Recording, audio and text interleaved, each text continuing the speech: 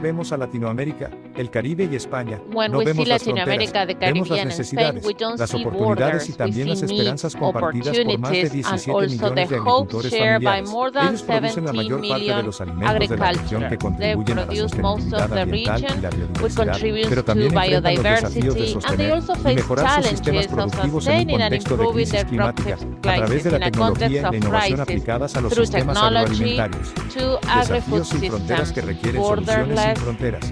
Somos solutions. FONTAGRO, We una are plataforma de FONTAGRO, cooperación internacional para an el desarrollo international y cooperation cofinanciamiento de platform for proyectos de development ciencia e and innovación co-financing agropecuaria, projects in fundado hace más science de 26 innovation, años, founded para more impulsar la than 10, investigación e 26 years innovación en la ago to agricultura promote regional, research and innovation in reconociendo su importancia agriculture, prioritaria. recognizing En its América priority Latina y el importance Caribe, in Latin contamos con America una and the sólida estructura de Caribbean. We have a gobernanza solid conformado por un governance consejo structure directivo, with a una board of secretaría directors, técnica, a technical administrativa, administrative para unir esfuerzos y secretariat atraer inversiones to públicas unite y efforts privadas and en el sector attract agropecuario, funding in formada the por una agricultural alianza de 15 sector, países formed by an miembros con alliance el of respaldo 15 del countries el with the IICA, support of Ministry for Primary IICA, Industries, Ministry for Global Primary Research Alliance, Industries, Global Global Research Methane Hub, Alliance, Global Methane Hub, CGR y FAO, Alianza Biodiversity SIAD. CGR, Impulsamos and proyectos SIAD. We colaborativos promote entre los investigadores de los collaborative institutos projects nacionales de among tecnología de los researchers 15 from the países de National América Institutes Latina, of el 15 Caribe y countries España, in Latin con quienes America, hemos the contribuido Caribbean, a la and realización de Spain, with whom 204 we proyectos de contribute innovación, in con una inversión de 204 más de innovation 150 projects, millones de dólares. invested En la actualidad estamos $150 million. ejecutando 59 We are proyectos que conectan los executing esfuerzos de 59 1.500 projects investigadores en connecting campos efforts tan of diversos como cultivos, scientists in the ganadería, fields of crops, alimentos y mercados, livestock, food recursos and naturales, markets, natural producción forestal resources, y agricultura. forestry Somos production and FONTAGRO, agriculture. ciencia We are colaborativa en acción FONTAGRO. We para are un futuro collaborative sostenible e science inteligente. for a sustainable and intelligent future.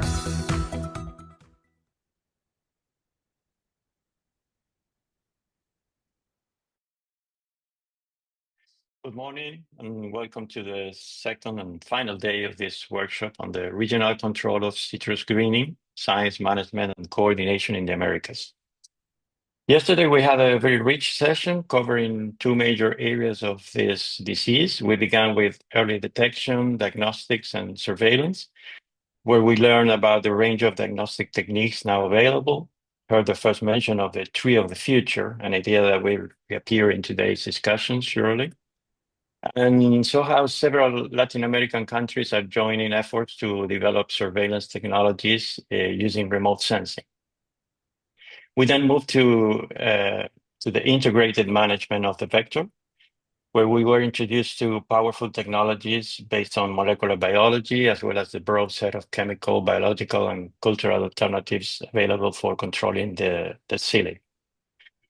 We closed today with an open discussion that emphasized the need for collaboration across the Americas, the urgency of a regional master plan for action, and the value of adopting a One Health approach. Today, we will build on those foundations, focusing on genetic resistance, biotechnological advances, and the importance of regional coordination and resource mobilization for the years ahead. I don't know if Charlie is in the room. Charlie Messina, otherwise we'll go to the first speaker. Okay, I don't see Charlie, so I'll start sharing my screen. And I thank you all for being here.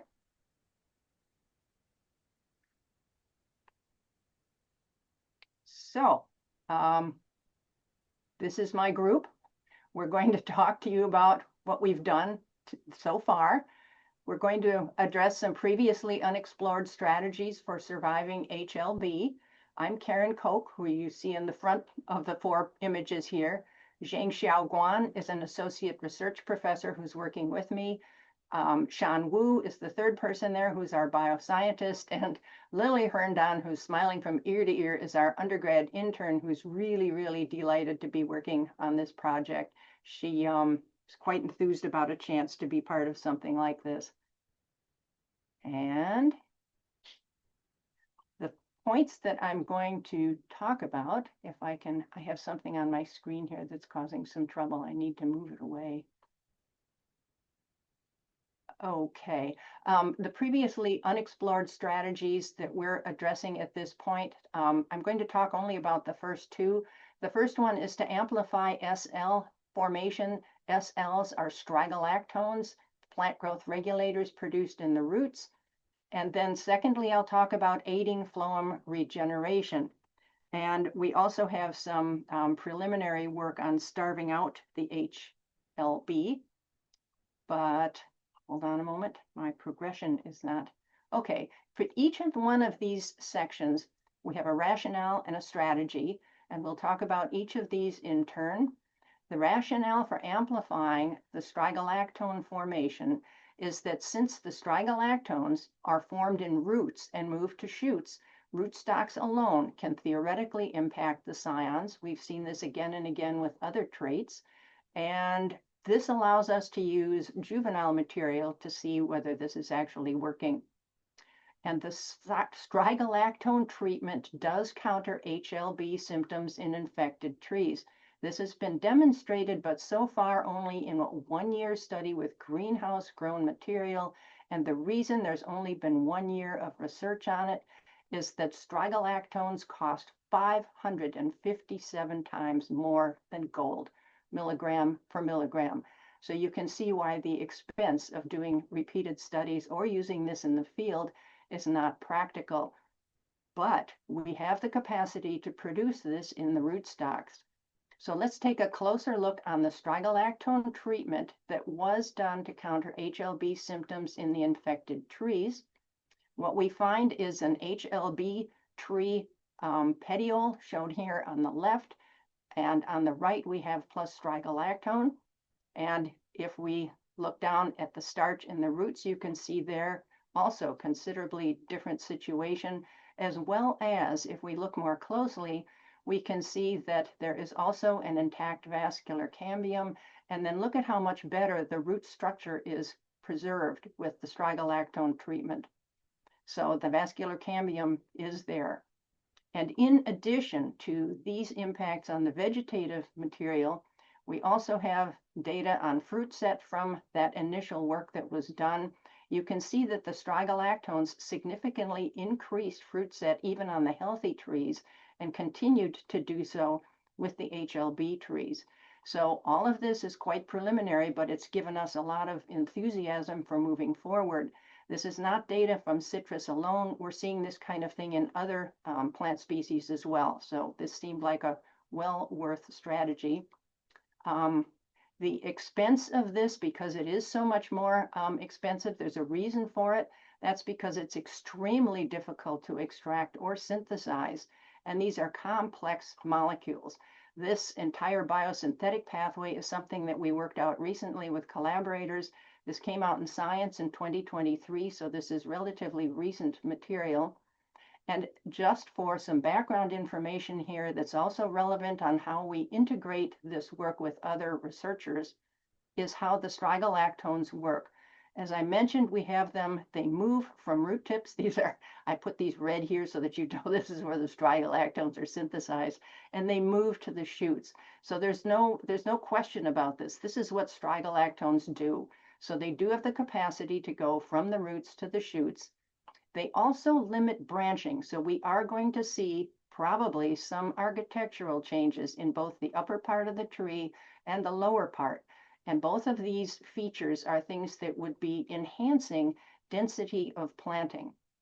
In addition, we have the strigalactone impacts on thickening stems and on aiding vascular development. And I've diagrammed from microscopy that's been done thus far in citrus and cherry that you do get a much enhanced vascular cambium.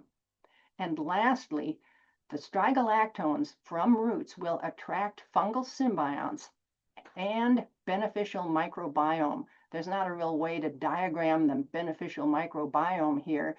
And also these mycorrhizae that are here, this is the fungal symbiont. They aid phosphorus uptake, and the strigalactones also enhance not only their abundance, but also their branching. So the efficacy of the below ground rootstock should be enhanced relative to water uptake and phosphorus. So moving on then to how we can regulate strigalactone biosynthesis, we want to upregulate the CCD8 gene, and this is the key gene for control. This will enhance strigalactone biosynthesis. Again, this is a pathway we've recently worked out, and the committed step is the CCD8 step that you see up above here. In a very simplified version, this takes carotenoids, forms strigalactones, and the committed step is right here, CCD8. And we have put this gene into chorizo citrange. And here you see, again, we're hopeful about this because it moves from roots to shoots. And right here you see Luciana Abel, from Vladimir Orbovic's group. And she is giving us the Petri dish stage of our first strigalactone rootstocks in chorizo. Now this is what they look like. Each of these little stems comes from a rootstock seedling, and this is why this particular facility needs a lot of chorizo seeds. This is currently a limiting issue, so they need more rootstock seeds. But each of these is just a little stem, and you can see how tiny these plantlets are. And for an even closer look, the plantlets will grow only if they escape the selective media against non-transgenics. And so here, this is some work we did over the Labor Day weekend. So this is only a couple day old results. But after 3 months of the plates that you saw right here, 3 months later, we have some positives here. Many of them turn out to be false positives, and this is the bane of those of us who work with transgenic material. The efficiency of transgenics is really important, but we now have some positives. This is strigalactone citrus in chorizo, and we are now taking these little neonatal, I guess you'd call it neonatal care unit, and we're moving these to the next phase where they'll get roots. Our next phase is roots, then in the ground. And that is part A. We have 2 strategies. The second one is to mimic strigalactone abundance. And what we do there is we extend this pathway from the synthesis of strigalactones to the perception of strigalactones. And one of the steps in the strigalactone perception actually involves repressor of a repressor. So we degrade one of the repressors, and this enhances the signal abundance. And so this is underway right now. This is at the construct stage. We have not yet delivered this to the next stage in the pipeline. Next is the aiding of phloem regeneration. Our rationale there is that resistant citrus regenerates phloem, and this is what we see in sugar-bell and Bear's lemon. And so the strategy will be to enhance signals for more phloem, but just a quick look first at the actual enhancement of phloem regeneration. This is what work from Fred Gamitter and colleagues on Bear's lemon up at the top there. The red line shows the regenerated phloem, sugar-bell, regenerated phloem, and then Valentia. Look at how tiny that little Valentia regenerated phloem area is. Then the sugar-bell siblings will also, they're not as good as sugar-bell. Look at the regenerated phloem is not enough. But this paper also shows that you can't just regenerate phloem, it has to be good phloem. And so that is one of the things that we're working on as well. And so amplifying signals for more new phloem, this is complex. Look at this pathway. It's not a pathway, this is a network. So amplifying the right signals for new phloem requires tweaking this in just exactly the right way. And fortunately, I and my group, and together with others in the area who are working, have found that perturbing this particular spot of the entire network gives positive responses. And this is what has shown up in tomato already. They have wonderfully increased yields of tomato. It's called a JULGI increment in the phloem.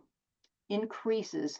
The red here is the phloem, and tomato has weird vascular bundles. For those of you who are familiar with phloem, usually you get the phloem on the outside like you see here, but tomato produces it on the inside too. So this is the wild type. Here you see the more new phloem, and the more new phloem strategy that we have implemented is currently in the transformation pipeline as well. The constructs have been delivered to Vladimir Orbovic's group, and it is already on its way into chorizo.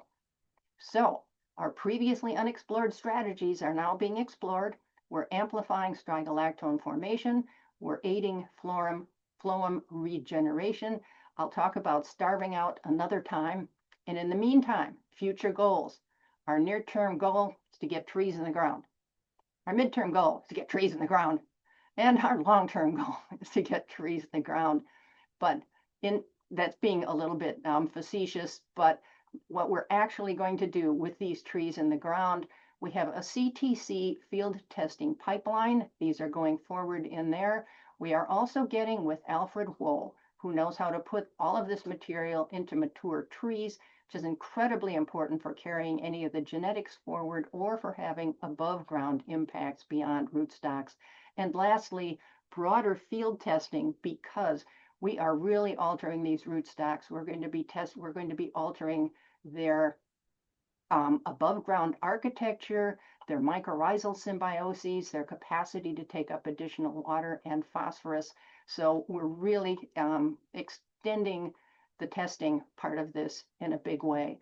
So I hope some of you who don't get a chance to ask questions about this will contact me directly. And I really, really mean that. Please email me or something, because we might not have a chance to talk directly about all of this. So with that, I'll stop sharing and we can either go on to the next person or do whatever our moderators think best. And thank you for listening, folks. Thank you very much, Karen, for your excellent presentation and staying in time. I will invite now to Eric Triplett to share his presentation.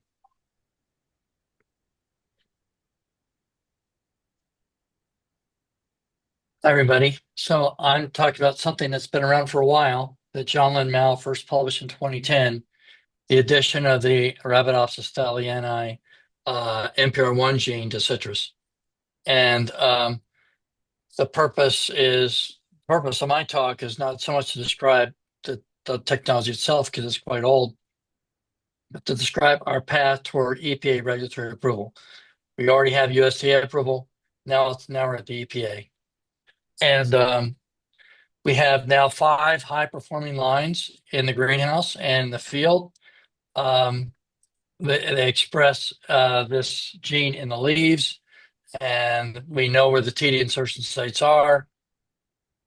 And these lines exhibit normal growth and consistent fruit quality. So the regulated transgenes I described is this NPR1 gene. It's a broad-spectrum plant defense gene that's been known for a long time. I'm going to discuss the product, its human health and food safety, its efficacy data, and environmental impact. So here are the 5 lines that Jean Lin has produced. 2 of these from sequencing turn out to be clonal. Here we've sequenced all the genomes. We have the full vector sequence. We know its constituents, but the only regulated piece of this is the AT-NPR1 coding sequence.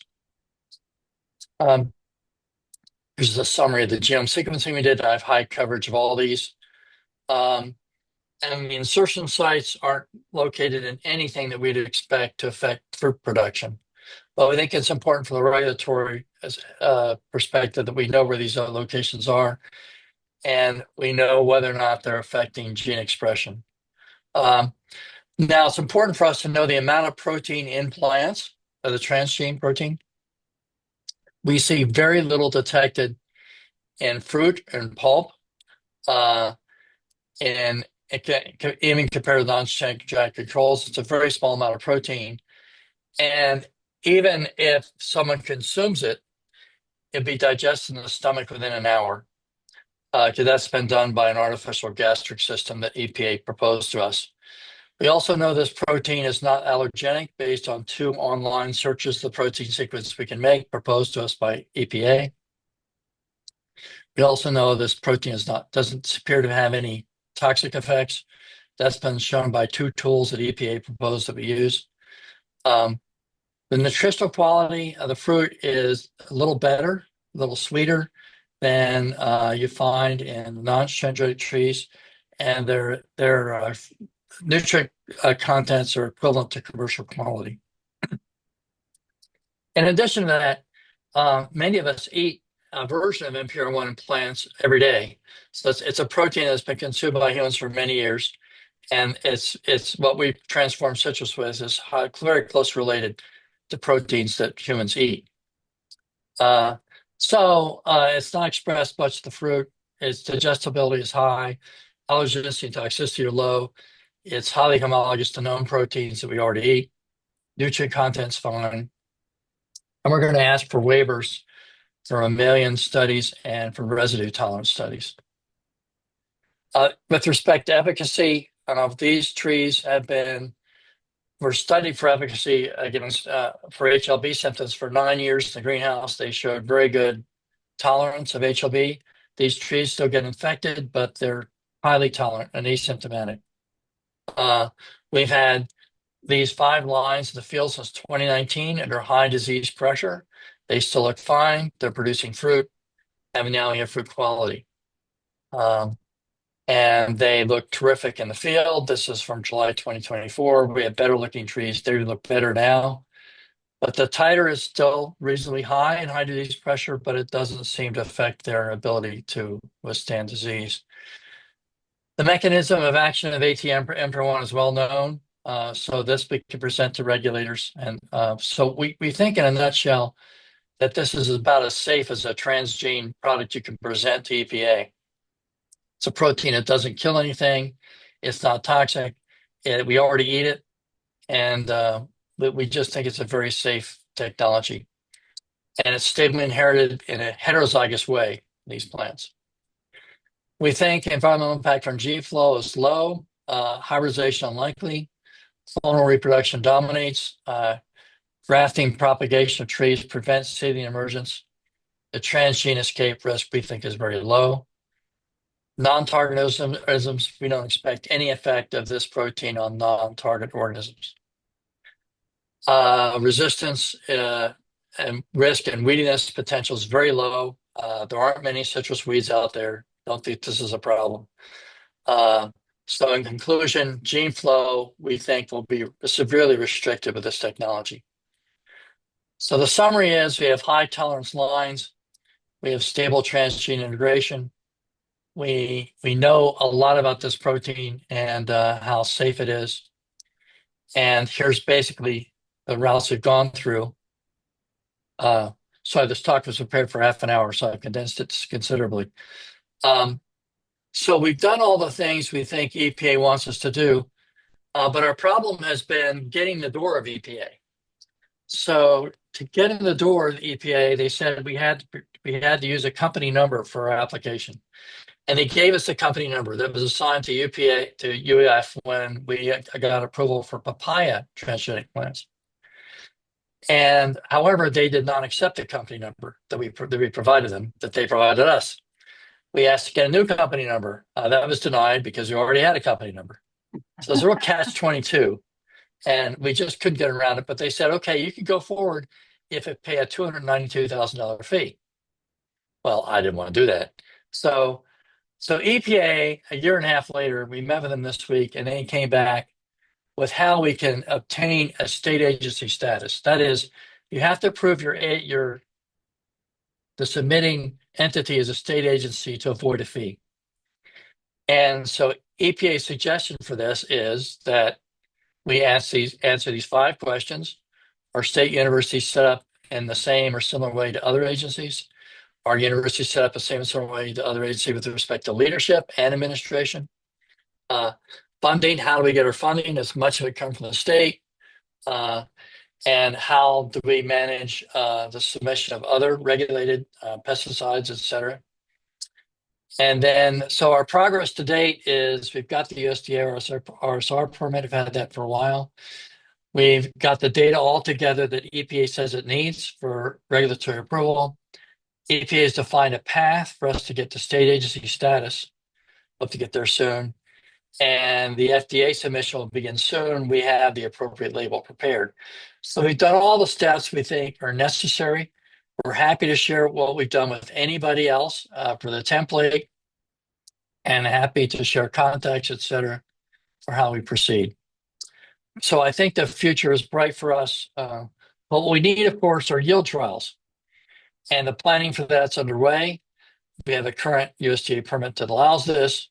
And the propagation lines are also underway. We now have clean germplasm that's ready to be propagated and scaled up. So Jean-Lynn's done enormous work on this. I think he's made a lot of progress. And with that, I'll be happy to address any questions you may have later. Thanks.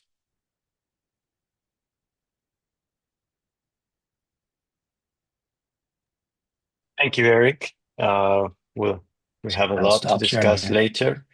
Thank you. For everybody, the questions and exchange will be at the end of the day. So I'll invite now to Fred Kimter to give us his presentation. Good morning, everyone. I know I morning. was set to be first. This is one of those days where whatever No could problem. go wrong could go wrong. And if I've used up all my bad luck, I'll go out and buy a lottery ticket. If not, I'm wasting my money. So let me share my screen here.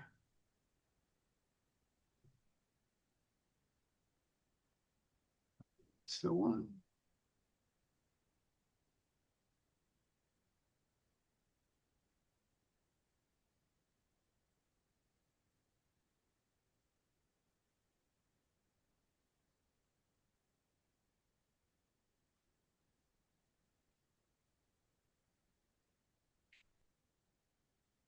We are not seeing it yet. It Not yet. looks like you're sharing, but it's a black screen. Huh.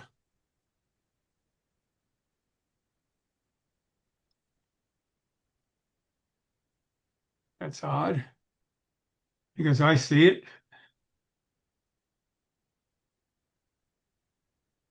Do you see this? No, Fred, George. try clicking on your image and then it may advance.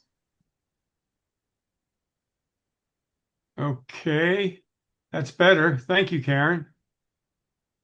Rats, it hasn't worked. Oh, wait, yes, it has. There it is. There it is. Now we need you to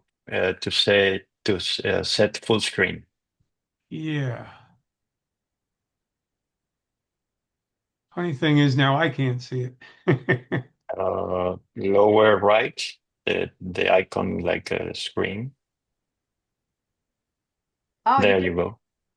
You have the full screen now? Yep. Beautiful fruits. Okay, now if I can get one more window closed, which is blocking me from seeing what I'm showing. Mm-hmm. Um, uh, well, that's not working either. Microsoft Windows is not responding. Thank you.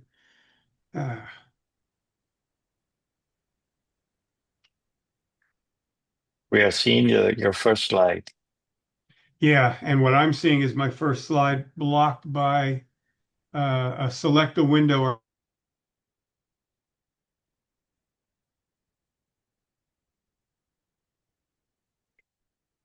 Now I think the communication was cut off.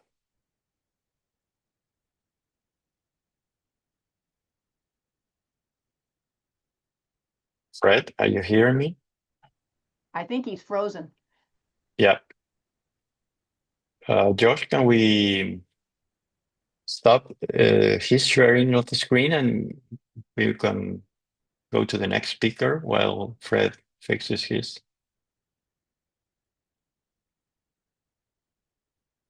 For some reason, I was unable to stop sharing. I had to log off. I don't know. Okay, thank you. Rosemary, are you ready to jump in?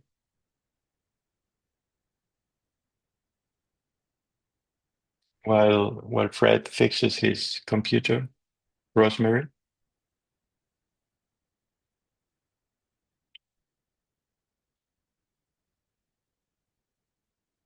There. I can't hear you. You're muted.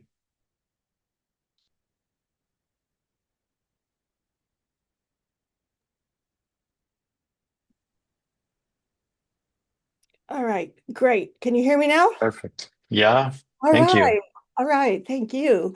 Um, well, this is a very new story. And I'm going to talk to you about a system we've developed to predict uh, interactions between citrus greening proteins in the phloem and the secreted pathogenicity proteins that the pathogen secretes into the phloem.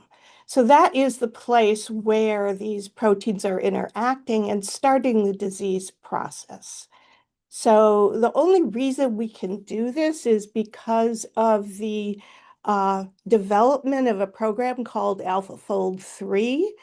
And this is an AI program, and it is won the Nobel Prize. The developers won the Nobel Prize in last year, in fact, a pretty significant event.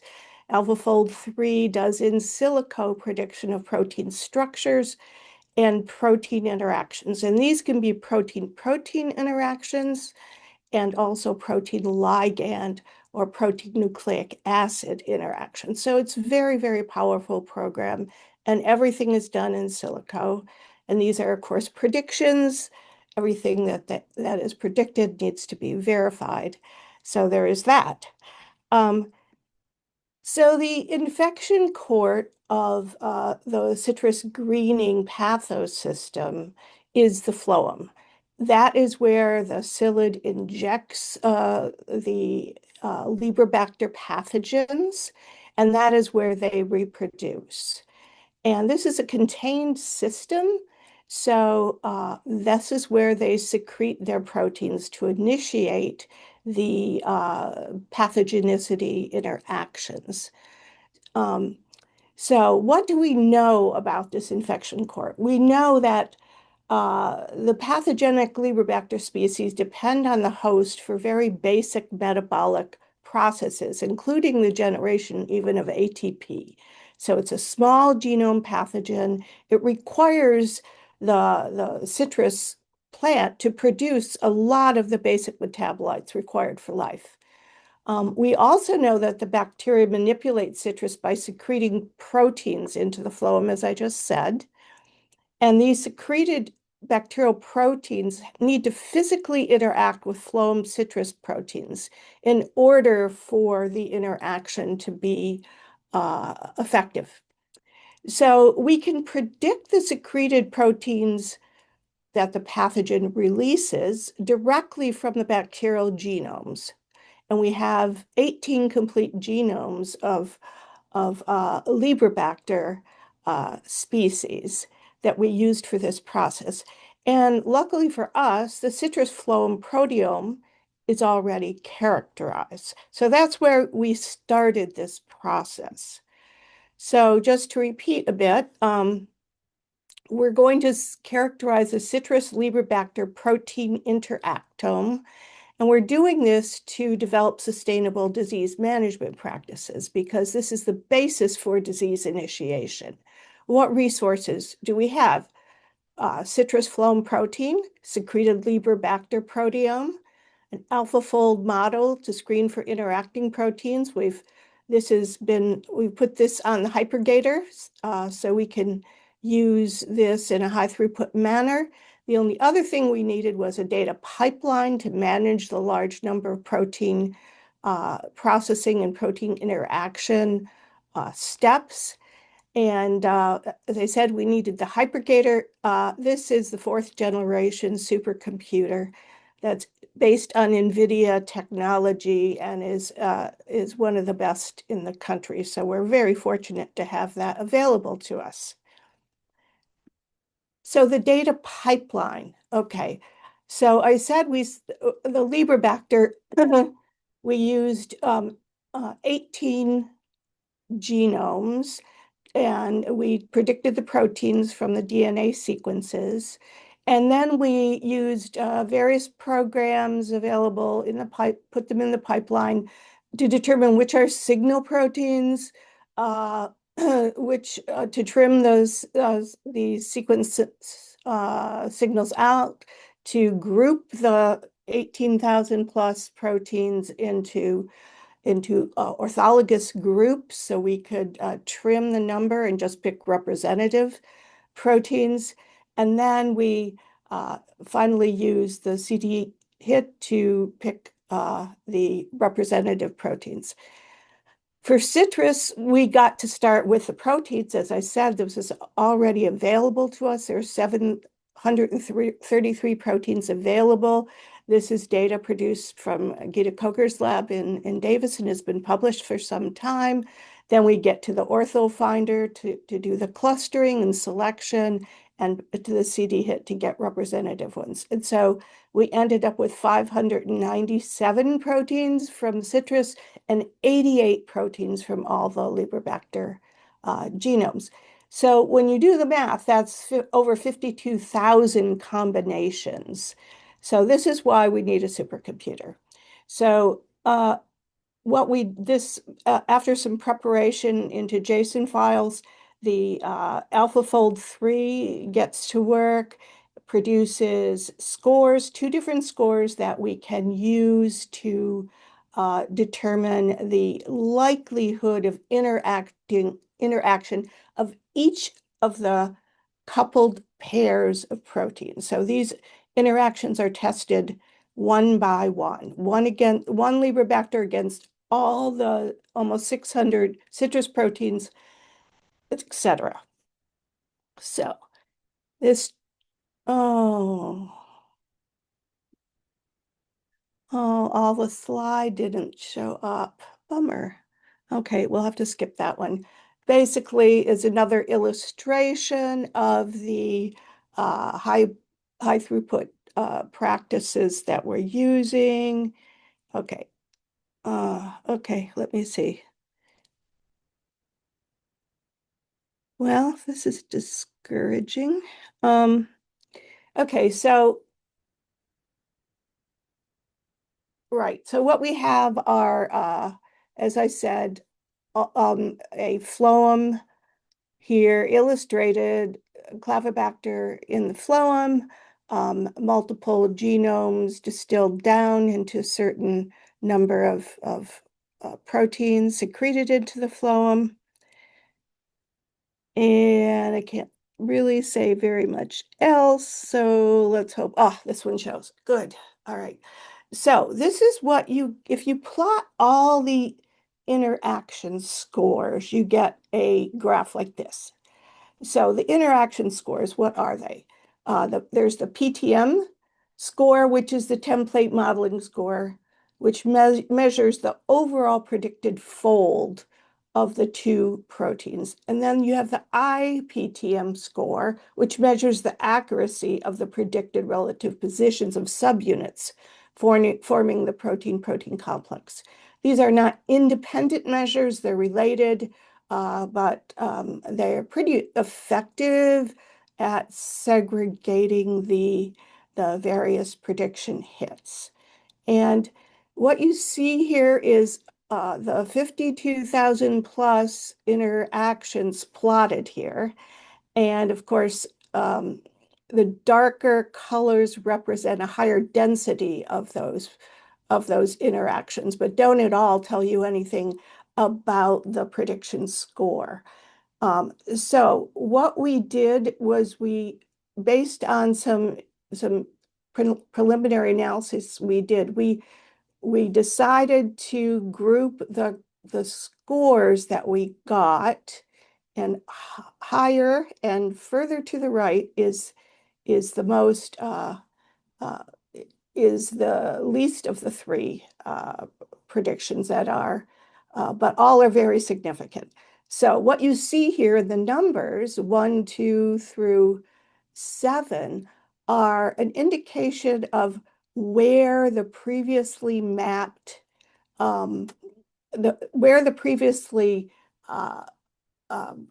experimentally determined protein-protein interactions occur. So these data are taken from papers that have been published. And so each of these represents a data set that is published. And which experimentally proves interaction between a Liberbacter protein and a citrus phloem protein. And when you take those two proteins and you put them through AlphaFold, what you get are these smattering of proven proof of concept data imposed on our what we call the low prediction of interactions based on AlphaFold data.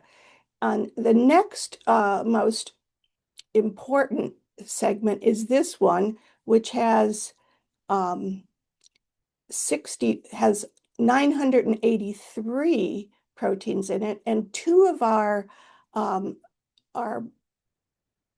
verified protein-protein interactions that have been published previously fall in here. And then these are the one to the right. This rectangular is the most significant interactions. It's 0.8 to 1.0. So what we have is a distribution of interactions of a large number of protein pairs, among which we have very well-documented interactions. So this tells us, this is the first level of proof of concept, that what we're working with, this protein-protein interaction AlphaFold study, which is really sort of a completely novel approach to looking for protein interactions important to pathogen host processes. Let's go. And, oh, good. So these are several examples of the protein interactions that were in that far left rectangle. And each of these come from published articles. One is entitled "An Effector from Hobblungling-Associated Pathogen Targets Citrus Proteases." So these are proteases we are finding among a number of proteases we're finding in our database. Some of them have been shown to be relevant to disease progress. Another is CSA CD2, a target of Liberbacter asiaticus. That is certainly one that we found in our own analysis and is present documented in this paper. And then a more recent one published, the very, very nice paper, the MyC2 stabilization confers citrus Hopplung-Ling resistance. So again, another really important protein-protein interaction that has been previously documented, but also shows up in our database. And what you have on the right here are basically the diagrams that AlphaFold 3 provides for the interactions between the proteins. And you can, and to the far right, the graphs in green, those show the very specific interactions. The darker the green, the better the prediction is for interaction across the two proteins. So, see, so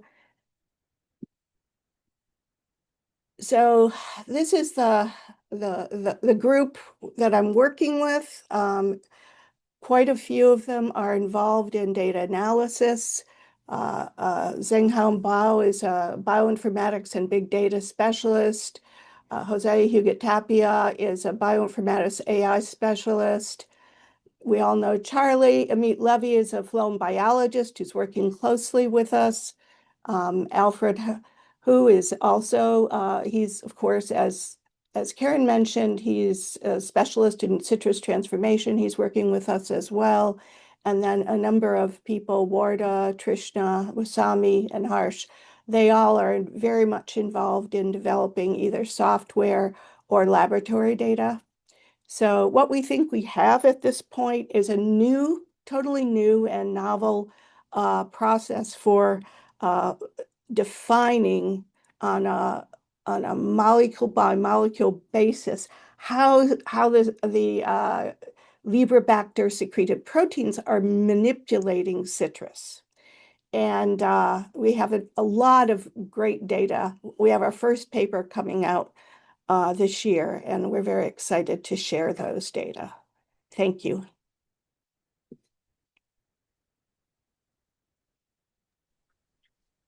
Thank you, Rosemary. We need you to stop sharing your screen, please.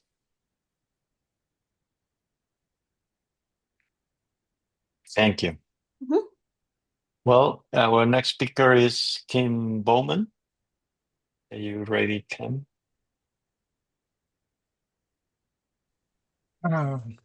Sure. Okay.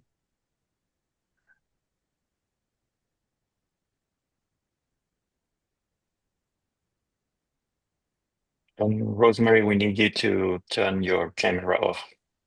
Thank you.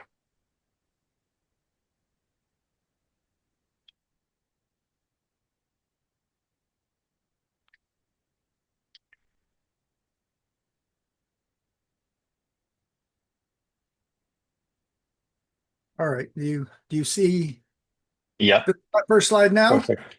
Perfect. Okay, good. So the title I've given my short presentation is Breeding Superior New Citrus Rootstocks, Successes and Remaining Challenges from HLB and Other Stress. The citrus rootstock provides tree anchorage, uptake of nutrients and water. Also has a strong influence on tree size, tree survival, fruit yield, and fruit quality. Characteristics like fruit size, bricks, and acid. Determines tree tolerance to diseases and environmental stresses affecting the root system. And this includes things like Phytophthora, nematodes, salinity, drought, flooding, and high pH. And the rootstock also has a strong influence on tree tolerance to most diseases and stresses affecting the above ground tree, including effects from citrus tristeza virus, HLB, and freeze. Well, in particular, what I'm going to mention a few things about is the rootstock has a significant influence on tree tolerance to HLB.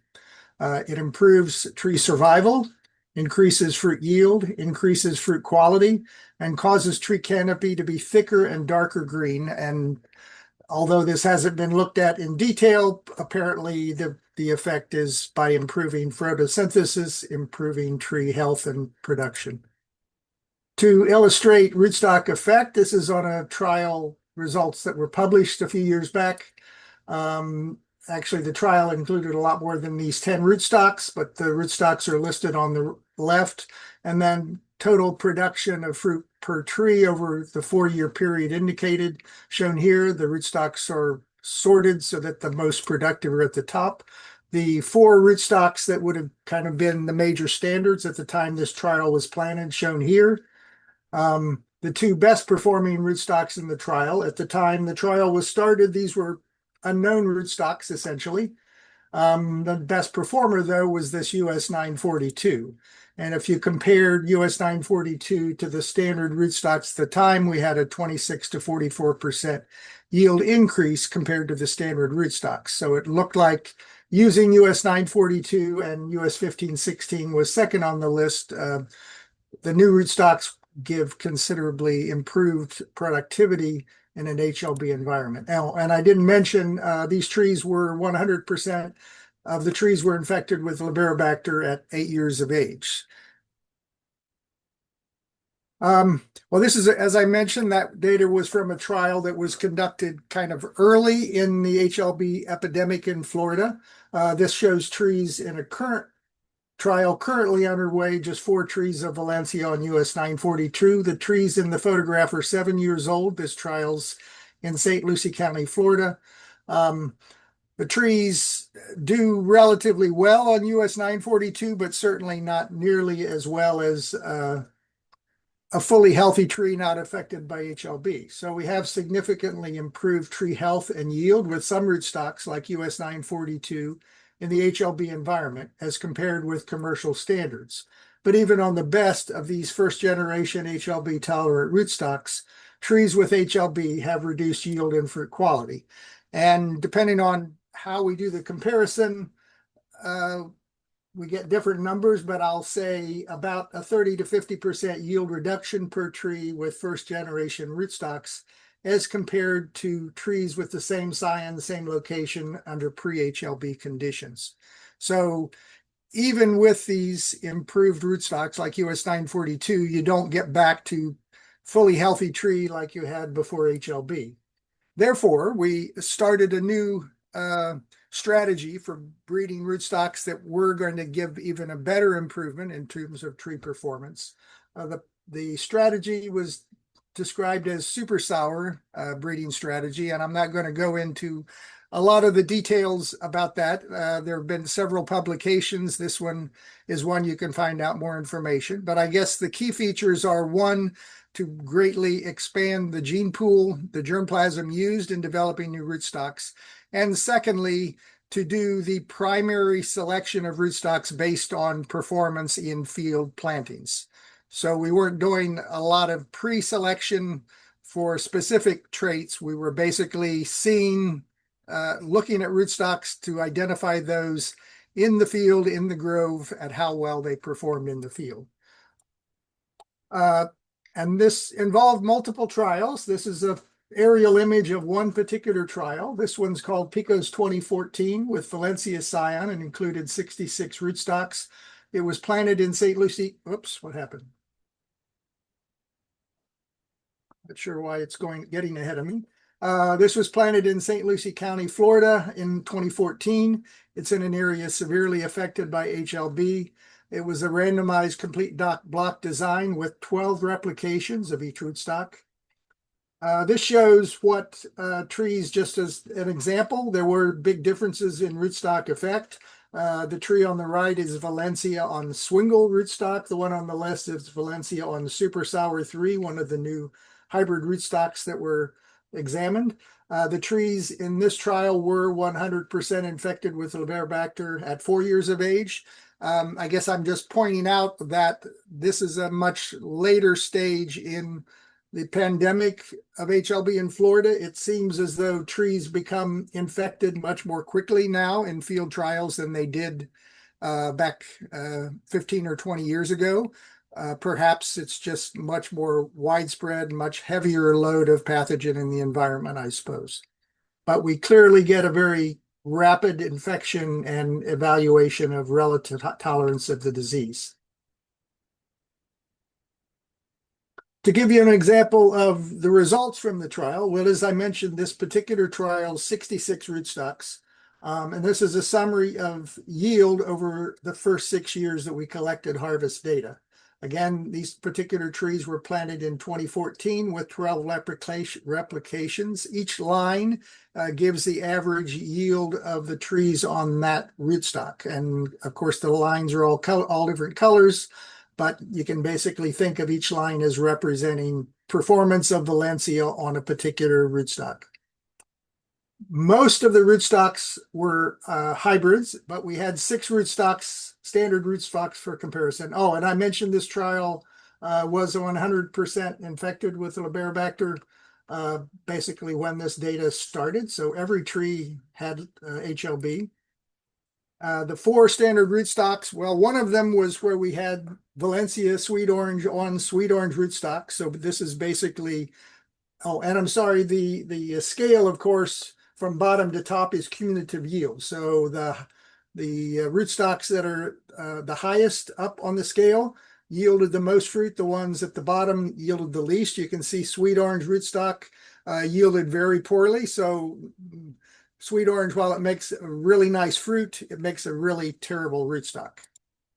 Another standard rootstock in the trial was Cleopatra mandarin. You can see it was also relatively near the bottom of the group of rootstocks. Swingle and standard sour orange are 2 of the most common rootstocks used in Florida. Certainly that was the case from a number of years ago, and still they're pretty in common use for new plantings.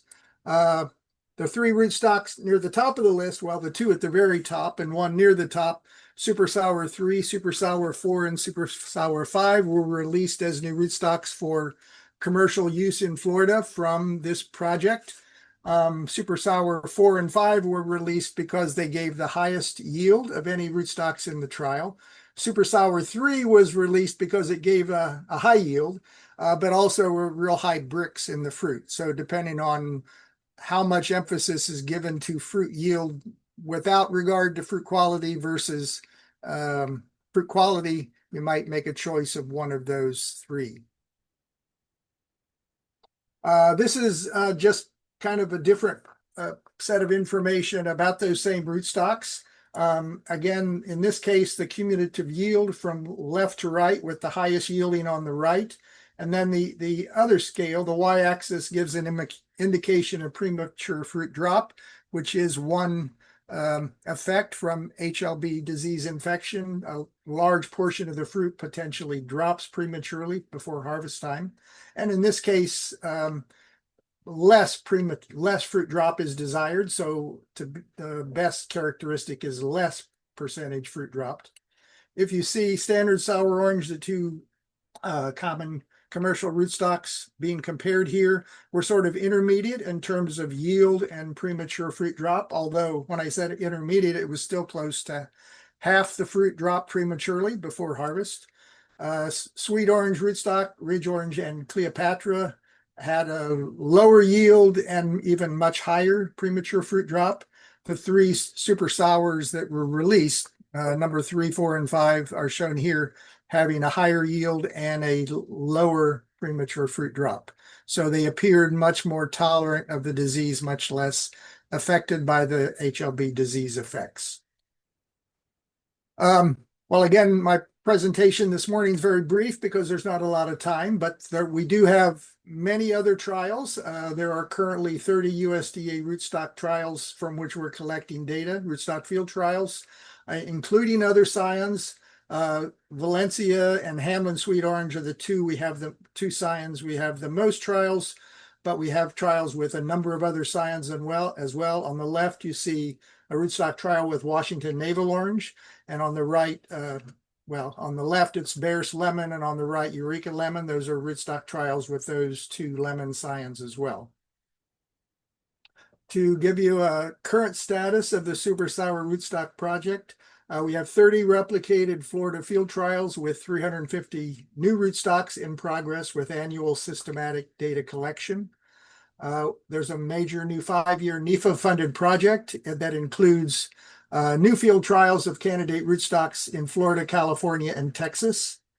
We have 5 second-generation super sour rootstocks released to date, and additional new hybrid rootstocks with outstanding field performance are being prepared for upcoming release. And sequencing of 350 super sour hybrid rootstocks and parents is completed. We're now in the process of mapping rootstock traits, and that mapping information will be used for 3rd generation rootstock selection. So the vision for this is we have a set of superior rootstocks now from the 2nd generation to validate and release, and then we're aiming for the next generation of hybrids that will be selected based on superior genetics in advance of extensive field testing. Well, I was asked that I mention priority actions and I'm going to focus this on rootstock. I would say short to medium term to incorporate HLB tolerant 1st and 2nd generation hybrids, rootstocks and new plantings as evidence allows. So if there are these new rootstocks that are commercially available that look to be well suited for a particular new planting situation, please go ahead and use them now for new commercial plantings. But then medium and long term, establish the most promising 1st, 2nd, and 3rd generation rootstocks in regional evaluation plots to inform future planning decisions. So it's always going to be best if you actually have data in different regions in Central and South America to see how these rootstocks perform there, and then that can be used to inform future decisions about which rootstocks do the best under each situation. That's what I had planned to say. Thank you, Ken. Excellent. That's what this webinar is about, to find some common ground for collaboration across the Americas. Sorry, Fred, that you had some technical problems. We'll try to have you in your presentation. I will be sharing your slides just to minimize the risks. Kim, if you can stop sharing and turn off your camera, we'd appreciate it. Thank you. Well, let's see how this goes. Fred, are you there? I'm here, Martin. Okay, let's see if I can share. Okay, now I can start my video. Yeah, this has been quite an interesting day. I actually gave my talk already to everyone, and I was not aware that it wasn't coming through. I'm getting a signal that says my video is disabled, but we won't worry about that. So let's jump into the talk. Citrus breeding, new cultivars, and progress toward gene target identification. So I have to ask you to advance, please. Yes, just a sec. First, talk briefly about what conventional breeders can offer in the battle against Huanglongbing. We have a very deep understanding of the germplasm characteristics based on collections we have that capture substantial genetic diversity within citrus.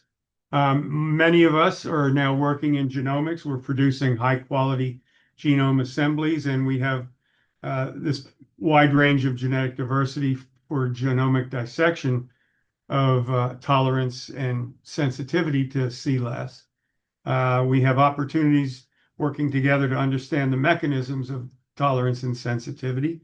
We have pragmatic field experience from years of breeding and field trials and interface with growers and industry. And the breeders, in fact, have the most advanced elite germplasm. Next, please. Quite recently, 6 cultivars were approved for release from the University of Florida. 3 of these are processing sweet oranges.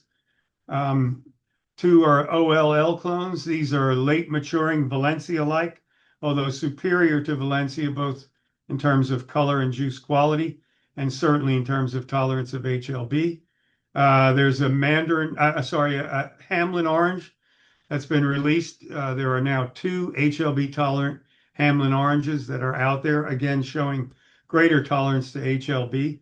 A Mandarin hybrid, which is very much a sweet orange-like hybrid, produces fruit that resembles sweet orange that could be used for blending, at least in the United States. This one known as RBA 1318, another Mandarin hybrid, and a rootstock. Next, please. This is a photo of 4.5-year-old OLL 3-36, one of those OLLs that's been released on US 942 rootstock. These trees are grown without IPCs, with no antibiotics, and they were propagated with budwood taken from infected trees in the field under a permit with DPI in Florida. More than 50 trees out there. They all look like this. Actually, a year later, they look a little bit bigger and have a little more fruit. Next, please. This is a slide that has 2 photographs that are fuzzy. So although the photos are not quite in crystal clear focus, I think the message is crystal clear. On the right-hand side are standard Valencias propagated on US 942. These photos were taken when they were 3.5 years old. And on the left, on the same rootstock, same block, same management, fertility, irrigation, etc., is the OLL DC 336. Again, the person between the 2 is the same. You can obviously see the difference in vigor and tree health. This is what has been the #1 combination planted in Florida, the Valencia on 942, for the last 5 years or more. In the near term, we sincerely urge our growers to come out, take a look at these trees again, and consider propagating these. These have now been introduced into the DPI rapid multiplication system. So the potential is there to produce thousands or hundreds of thousands of new trees in the next year. That's a near-term target. Sorry, next slide, please. Those of us working in scion breeding have noticed over the years that we find many Mandarin-type hybrids that produce sweet orange-like fruit. This is one such sweet orange-like hybrid. This is a tree that was in the 5% of surviving trees in a large block with a wide collection of breeding populations. Very, very tolerant and produces fruit actually superior to sweet orange. This, under current law, would have to be blended in the US up to 10%. But it certainly impacts the flavor and the color of the juice in a positive way. Next slide, please. We're also, like Kim Bowman, working on rootstocks. This is an unreleased rootstock that we call Fast Eddie with another OLL on top of it. 3.5-year-old trees, looking very nice. And again, no injections, no covers, standard care in the grove. Next, please. Another rootstock I mentioned, very recently released. This is the OLL10 on Orange 14. This photo was taken a year ago. At that time, it was a 7-year-old tree, still in the same condition. Next slide, please. We chose to release this rootstock because we had it in a trial locally in an area with very heavy Diaprepes root weevil pressure, as well as Phytophthora pressure. And this, according to our data and the observations of the farmer, has outperformed all of the other common commercial rootstocks in this block. So in our desire to get something into the hands of the growers sooner than later, we understand growers would like to have 20 years of data before they try anything new. We also understand growers would like to have anything in their hands as soon as possible. So it's where you want to draw the risk-reward line for yourself as a farmer, but this rootstock's performing very well here and in some other new trials. Next slide, please. Orange 14. This is the RBA 1318 Mandarin hybrid sweet orange-like. This is a topwork tree that was propagated from infected budwood. This photo was taken in 2023. This year, the tree is larger and still retains full canopy. Why we released this? Next slide, please. The reasons for releasing this variety was the original tree was highly tolerant after 20 years in the field, just like the 1859 I showed a minute ago. It was a survivor after 20 years when 95% of the other materials in the field died. In the Topwork trial, which is a collaboration among the breeding programs in Florida, ours, Jose Chaparro in Gainesville, and Matt Mattia in Fort Pierce, USDA. This selection is in the top 95 percentile for tree health as measured by NDVI and some other measures among 200 accessions. It's very high bricks, 11.7 to near 14 bricks, much better than what we're getting on standard sweet oranges, which is coming in around 10-degree bricks. It has a color score that's well above the 36 minimum for USDA grade A.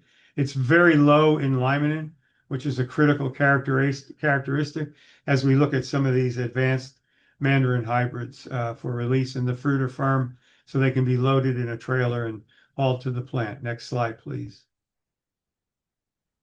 So to come back to the synergism between breeding and genomics, our breeding populations provide raw material for the study for mapping genes and QTLs associated with performance, including both tolerance of the disease and fruit quality attributes. We do this by QTL mapping and by GWAS. We continue to produce high quality assemblies for comparative genomic analyses to try and understand how tolerance and perhaps resistant works.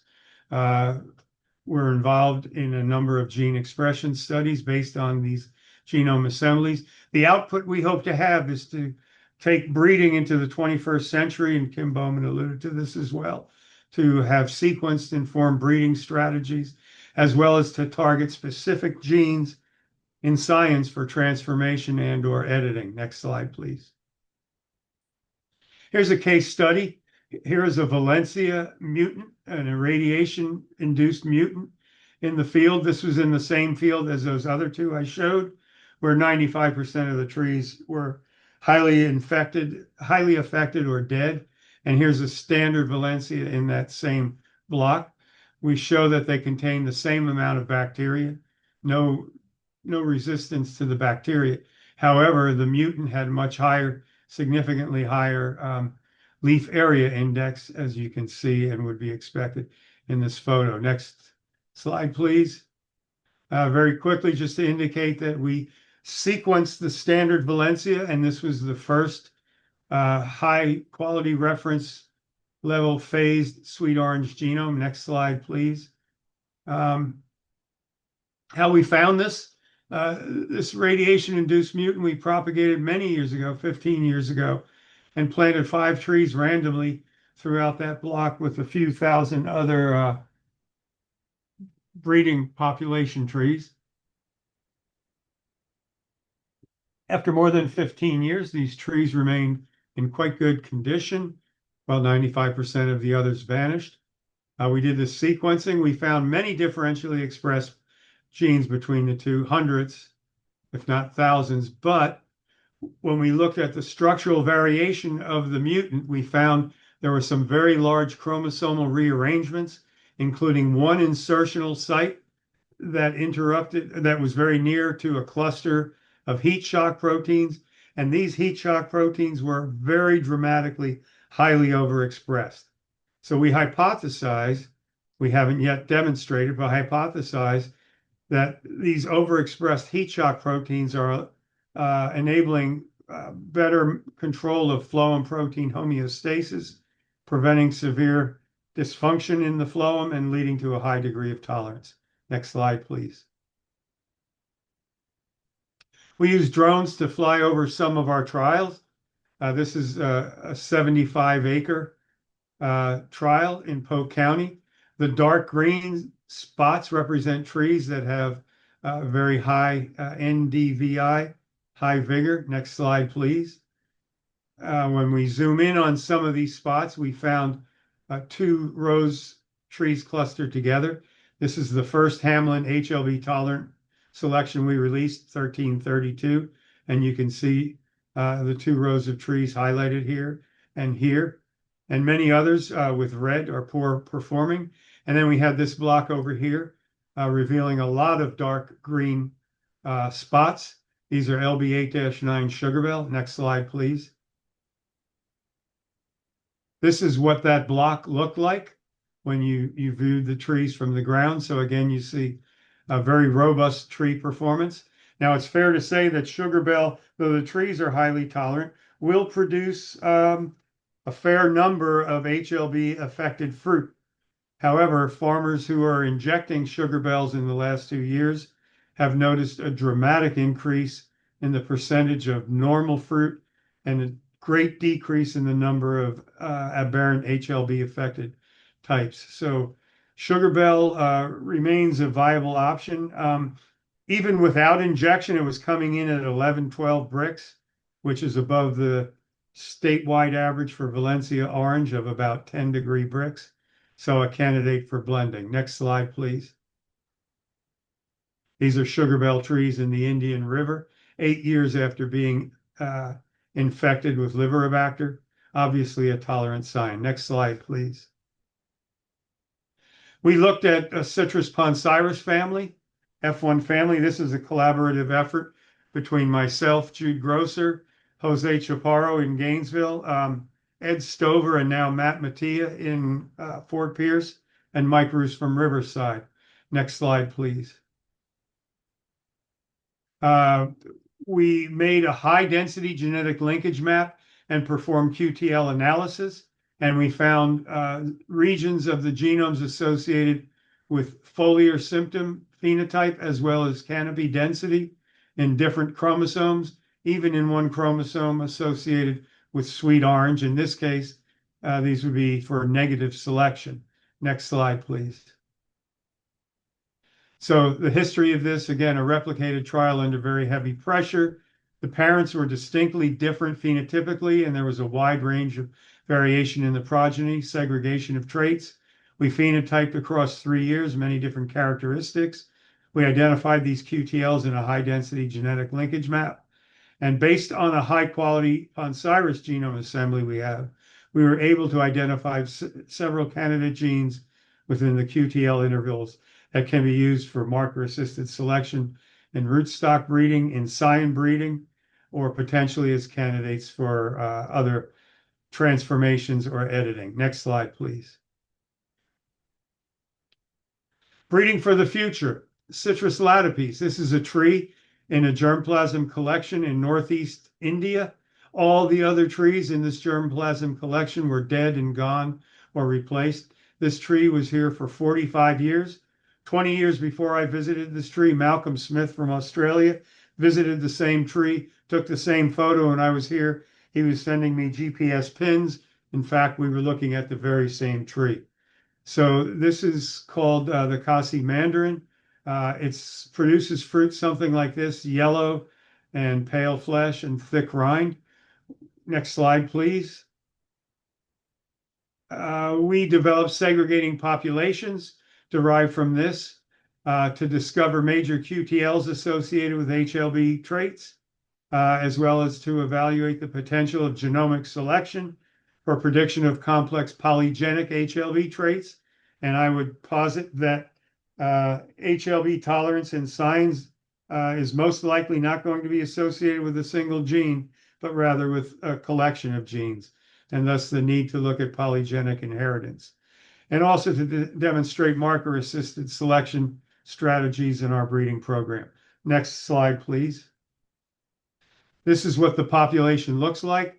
Again, a collaboration between ourselves and initially with Ed Stover and now with Matt Mattia at the USDA farm. We made this cross using Clementine Montreal with Kasi papeda from the germplasm collection in California. There were over 500 individuals in this population. They were grown off. The important point is the most recent results have shown that even after 8 years, we have dozens of trees in this population that are CLAS negative, potentially CLAS resistant. Those trees that are CLAS positive, the vast majority of those likewise look very, very healthy. They're very tolerant. Next slide. This is what the fruit from some of these F1 hybrids look like.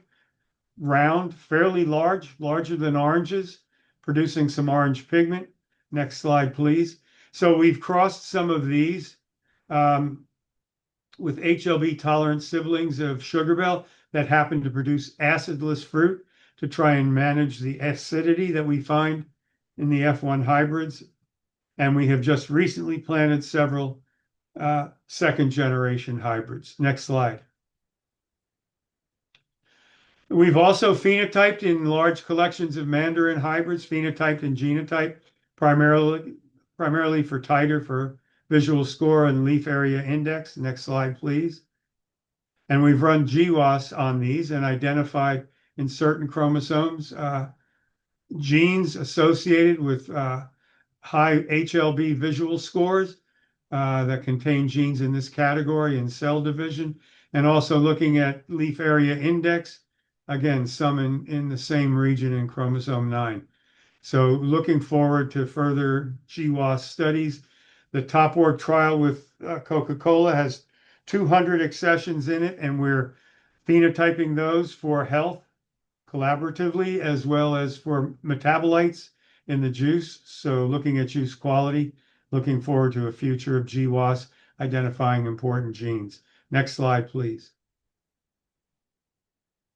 So what we hope to have is continued efforts in phenotyping and genotyping, where we can look at simple quantitative or complex quantitative traits, identify major loci or genomic regions associated, so we can employ genomic selections.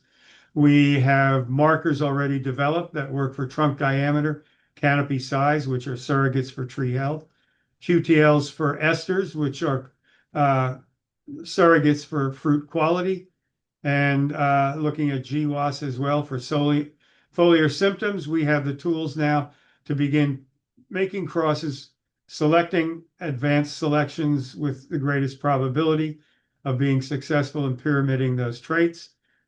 Next slide, please. So to summarize the value of genomics, primarily identification of targets for breeding and editing, as well as providing tools to look at host pathogens host pathogen interactions. Next slide, please. We've looked at many gene expression studies as well as anatomical studies and found a substantial impact of phloem regeneration on the health of so-called tolerant trees. Next slide, please. A very simple yet elegant experiment.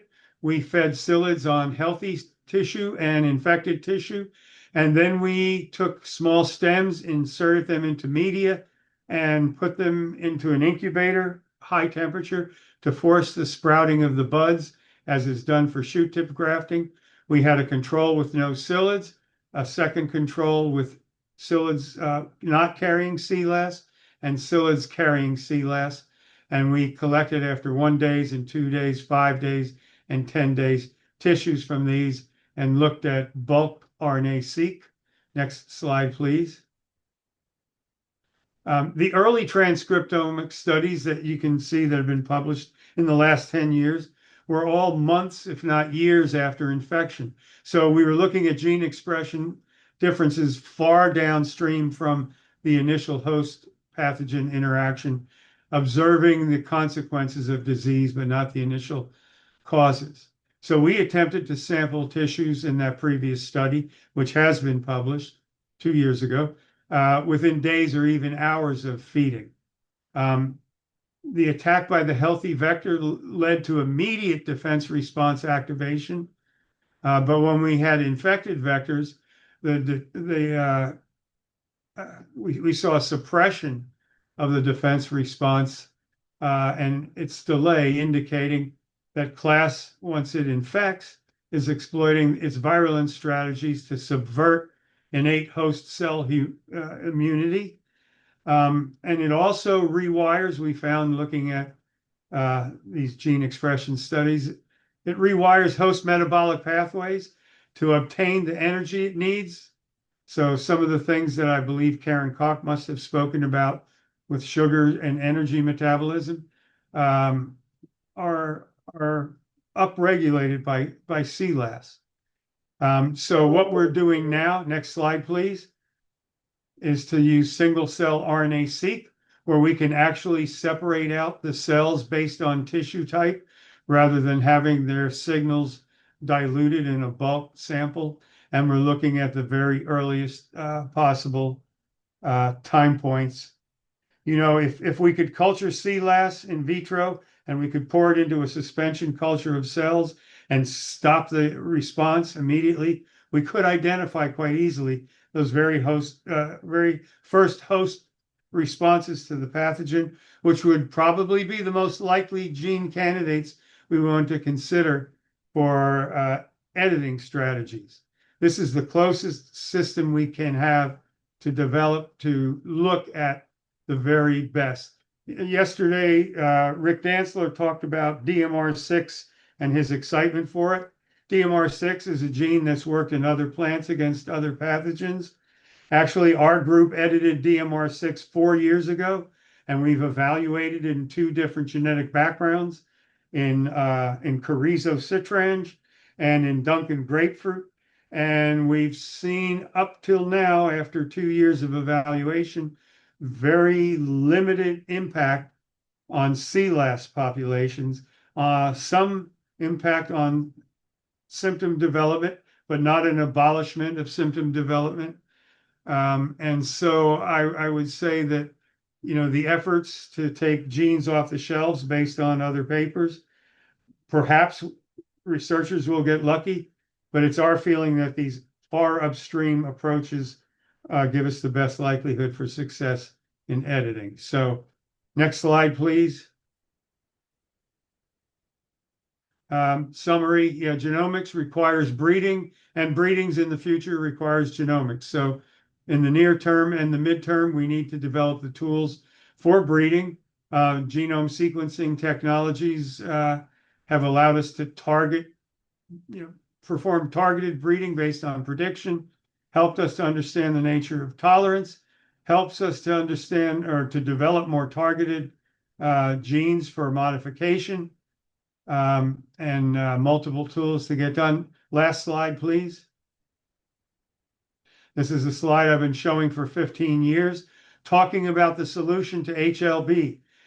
Genetics will be an integrated part of the whole. And as we spoke yesterday, the need to integrate the tools that have been developed to manage psyllids, to control sea lice population development, to support plant health by appropriate use of controlled release fertilizers, proper irrigation schemes, the use of growth regulators, and so on. All of these things really need to come together to be evaluated together to provide a package for growers to be successful and profitable in the future. Thanks for your attention.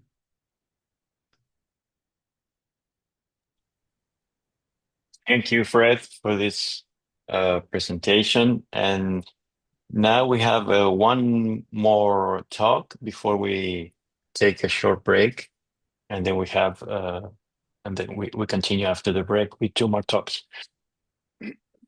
Well, I see Michelle is already sharing. Thank you for that. We're seeing it perfect. Fred, I will have to ask you to turn your camera off, please. It will be a pleasure. Thank you. Go Okay. ahead, Michelle, whenever Can you everyone want. hear me? Yep, perfect. All right. Good morning, and thank you for the opportunity to be a part of this exciting webinar. My name is Michelle Heck, and I'm a scientist with the USDA ARS in Ithaca, New York. And I'm going to tell you about a new technology that we are developing to solve HLB. We call it symbiont technology. And so this is going to be a little bit different than any of the talks that you've heard so far today. We call the concept symbiont to reflect the beneficial nature of the technology to the tree. And shown on the left here are symbionts grown on mature trees. And on the right-hand side here is a symbiont growing on a juvenile tree. And we have the symbiont under a protective wrapping that we use to keep the humidity high near the inoculation site. And so if you're thinking that these look like Agrobacterium galls, then you have already figured out how this technology has been developed. So to solve HLB, hypothetically, we need two components, an effective therapeutic molecule and a strategy to deliver them to the right place in the tree. And so molecules developed and reported by the research community include genetic components such as antimicrobial peptides, insecticidal peptides, double-stranded RNAs, small molecules, plant viral vectors, and these are all genetic approaches. These types of therapies have tremendous potential to target the disease, but are prohibitively expensive to produce and deliver at scale, except for use of the transgenic approaches that had been discussed earlier. All of these biotherapies must reach the vascular system where the sea lice pathogen infects and is transmitted by the vector. So the need to target therapies to the citrus vascular system is what inspired us to develop symbiont technology. Symbionts are engineered plant cells that can integrate into the host tree. By combining Agrobacterium plant growth regulator genes with therapeutic genes on the same plasmid, we stimulate xylem and phloem development while expressing the therapy of interest. So shown here is a schematic of how the symbionts develop. The dark green cells are transformed and expressing the therapy of interest, as well as the plant growth genes that stimulate phytohormone production. And the light green shading shows the movement of the therapeutic molecules throughout the symbiont and into the adjacent host stem. In this way, the therapies have direct access to the tree's vascular system. Improving export of the therapy from the symbiont to the tree has been a major focus of our research. Shown here is a cross-section of a tomato plant expressing the green fluorescent protein, or GFP. This approach offers several benefits. You can deliver multiple therapies at once, helping to minimize resistance. The fruit remains non-GMO, so growers could retain market access and consumer acceptance where GMO, would be limited. The technology would avoid, in theory, the need to replant entire groves if we could develop it to treat already infected trees. And regulatory registration as a biopesticide, which is what our conversations with EPA has indicated would be the track for this technology, is a clearer and shorter path than synthetic pesticides. So together, these features make symbionts practical and scalable. With technology development, we follow this iterative cycle of build, test, learn, and design to develop the methodology. And this is fairly standard in synthetic biology research. So to get the therapies, we actually draw from the published literature to build on the work of others, our own research, and the Grow First program that Rick mentioned yesterday. That program evaluates different therapies by trunk injection. And so some of these therapies are natural products or peptides that could be encoded in a gene and put into a symbiont. And so we test each symbiont construct and improvement of the technology in a range of assays, including lab assays, greenhouse assays, and in the field. And we can iterate much more quickly in the lab and the greenhouse as compared to the field, but in the end, everything must be evaluated in the field.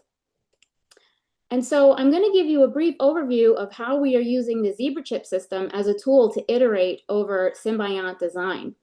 ZebraChip is a disease in potato that is caused by a related liver bacter solanacearum, and it is transmitted by the potato psyllid.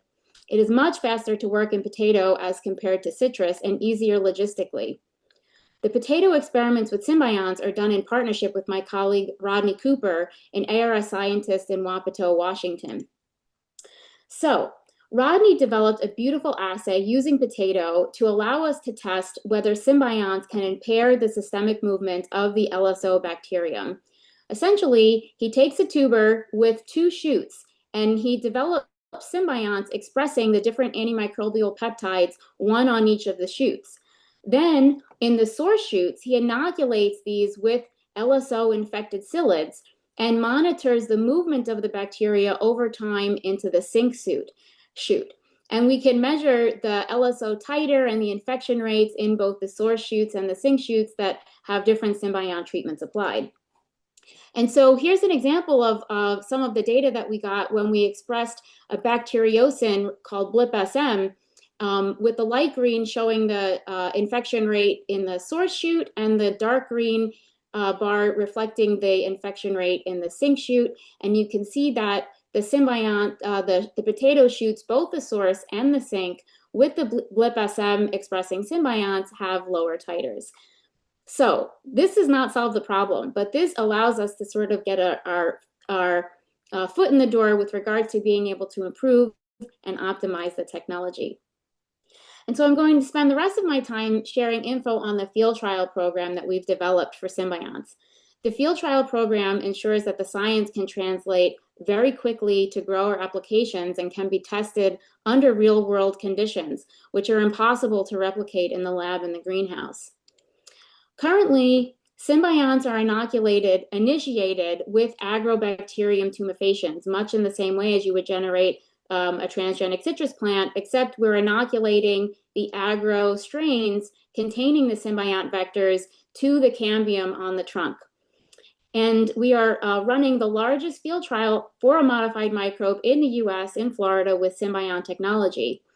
We've collected over 1,200 data points and have found no movement of the modified agro in the environment, in inoculated trees, or in non-inoculated trees. And so, due to the confidence of our safety data, the EPA and USDA regulators have reduced the required trial buffer zones from 125 feet to 35 feet. And this opens up a lot of new possibilities for us to do our research in the field. In fact, they are now allowing us to test it in a commercial grove. So, we are testing 2 modes of deployment: protecting young, healthy trees and restoring fruit yield in mature infected one. And here you can see the young, healthy trees are planted and then immediately put under these individual protective covers to prevent infection with the psyllid. So our first field trial was on mature grapefruit trees. This was definitely a reach for early stage technology, but we had the trees available and we were excited to get started. We tested 3 different antimicrobial peptides delivered by symbionts in over 20 trees per treatment, as well as OTC injection controls and untreated controls. In this trial, symbionts slightly increased the fruit yield. Interestingly, this effect occurred regardless of which therapeutic cargo was expressed, suggesting that the plant growth regulator gene cassette in that symbiont vector may be providing horticultural benefits independent of the therapy, and we're looking into that. We saw no changes in Brix in this trial, but OTC injections also did not change the Brix, and these trees were, heavily infected, and we possibly may need to look at the impacts cumulatively over time. Additionally, we've added OTC injections on top of the symbiont treatments to evaluate peptide antibiotic combinations. In parallel, we're testing symbionts in young, healthy trees. We inoculate them early when they're put in the ground, allow the symbionts to establish while the trees are under protective covers, and then we remove the covers to allow the trees to be exposed to infected psyllids. This is a possible model for symbiont deployment at the nursery before planting. We hypothesize that smaller trees may allow us to measure the effects of symbiont delivery of these peptides, and we're tracking tree health and bacterial titers over time. So the last time I was at our field trial site, approximately 3 months after the removal of the covers, I started to notice differences among the tree heights in the trees that we had across the plot. So we took some initial tree height measurements, which we later confirmed using drone imaging. And here is a plot of the tree height. These data are very preliminary. Want to explain a little bit about what you're looking at here. So our controls in this treatment included our border trees, which are labeled BT, and trees that received symbionts expressing GFP, which would not be expected to do anything for citrus greening. And then in all of these other constructs, we had different delivery of different types of antimicrobial peptides. And the red line here going across the y-axis indicates the mean tree height for the trees that had the GFP symbionts. So, and each dot represents the height of an individual tree in the trial. Want to mention also that in the block, we replicated each construct on the north and the south end of the block to control for any fertility gradients. And so some of the variance that you see in the constructs is undoubtedly due to that fertility gradient. But excitingly, some of our constructs, once we controlled for the false discovery rate, showed differences with p-values that were statistically significant as compared to the GFP controls. And excitingly, some of the engineering that we've done to enhance movement of the peptides out of the symbiont resulted in an improved tree height in the trees that got the same antimicrobial peptide with and without that movement enhancer. So very early days for collecting fruit, but we were able to just count the fruit that had, grown on these young trees. And this plots the average tree height total fruit for each of the constructs. Here are our controls, the GFP and the border trees. And you can see that there are several constructs that are outperforming already these control trees. And so these data are exciting and preliminary, and we're continuing to monitor this trial. So symbionts this project is an international collaboration involving colleagues from Florida, California, Washington, France, and many others. 2 partners are expanding the technology into other tree crops, Marco Patino in Washington with cherry, and Melanie Tanier in Montpellier, France with olives. Each partner contributes a unique expertise to the team. And as Carlos mentioned yesterday, this new model eliminates the silos of individual labs. We share data in real time and incorporate new information to improve what goes out and gets tested in the field. So to summarize, symbiont technology is a promising new approach to manage vascular diseases like HLB, but we have a long way to go. We now have tools to optimize delivery of candidate therapies with effects in both the greenhouse and the field, and regulatory processes, and data that clear the way for commercial adoption. So the remaining challenge now is to continue to optimize the technology, focusing on therapeutic deliveries to achieve the, economic impacts that we would like for the growers in terms of that horticulture. I'd like to close with a summary of, we had been talking about different deliverables. And first, I'd like to mention that to clarify that there is a difference between research phases and research deliverables.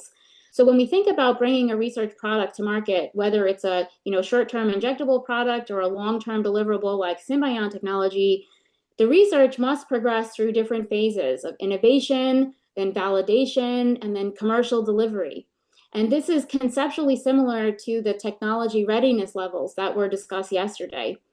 But as for deliverables, I envision that within the next 1 to 3 years, our Grow First program will provide growers with new injectable treatments to stabilize the existing acreage in the context of all of the other IPM practices that are occurring. In the medium term, I suspect that there will be treatments made available to provide support to juvenile trees and alternatives to these individual protective covers to allow growers to sustain their trees until they're bearing or until they can start receiving the oxytetracycline injection. In the long term, we've discussed a lot about the tree of the future, which would involve combining the best genetics with the best technology, symbionts, viral vectors, to improve tree health and eventually to block psyllid transmission, right? I think we do need to think beyond curing the tree to reducing the overall amount of inoculum that is being spread in these endemic areas. And a critical review of research investments across the different phases and deliverables is going to be important to success. I will close with this last slide, which is my personal opinion, but was a finding from the 2018 review of the research that CRDF commissioned from the National Academy of Sciences, that the most important element to success in terms of being able to understand if something is a solution is to be able to evaluate that solution in sick trees in the ground. And sick trees are quickly becoming a scarce commodity in Florida. And what I mean by that is the growers are going out of business and we're losing that acreage. And so the trees can't be so sick that your solution can't revive a dead or dying tree, but they have to be carefully managed. And finding grower research partners that manage their trees and are willing to sort of interact with the research community in that way is a super high priority. And we have a new grant funded by USDA APHIS to combine biotechnology approaches and trunk injection at one location. So if you are interested in learning more, or if you have a biotechnology tool that you would like to look at or an injectable treatment in this trial, please reach out and would love to hear from you. Thank you. Thank you, Michelle, and for your talk and for those clear translation to Spanish of your titles. We appreciate that. Well, we've had 6 great talks, and we have seen a lot of promising and already working solutions that we will talk about after we close the day. Now we'll take 5 minutes, well, we'll say 10:50 Eastern time, we'll sit back and we'll have 2 presentations on coordination and extension. We will start with Michael Rogers' presentation and then with Maria Mercedes Rocas. We'll see you in 5 minutes or so.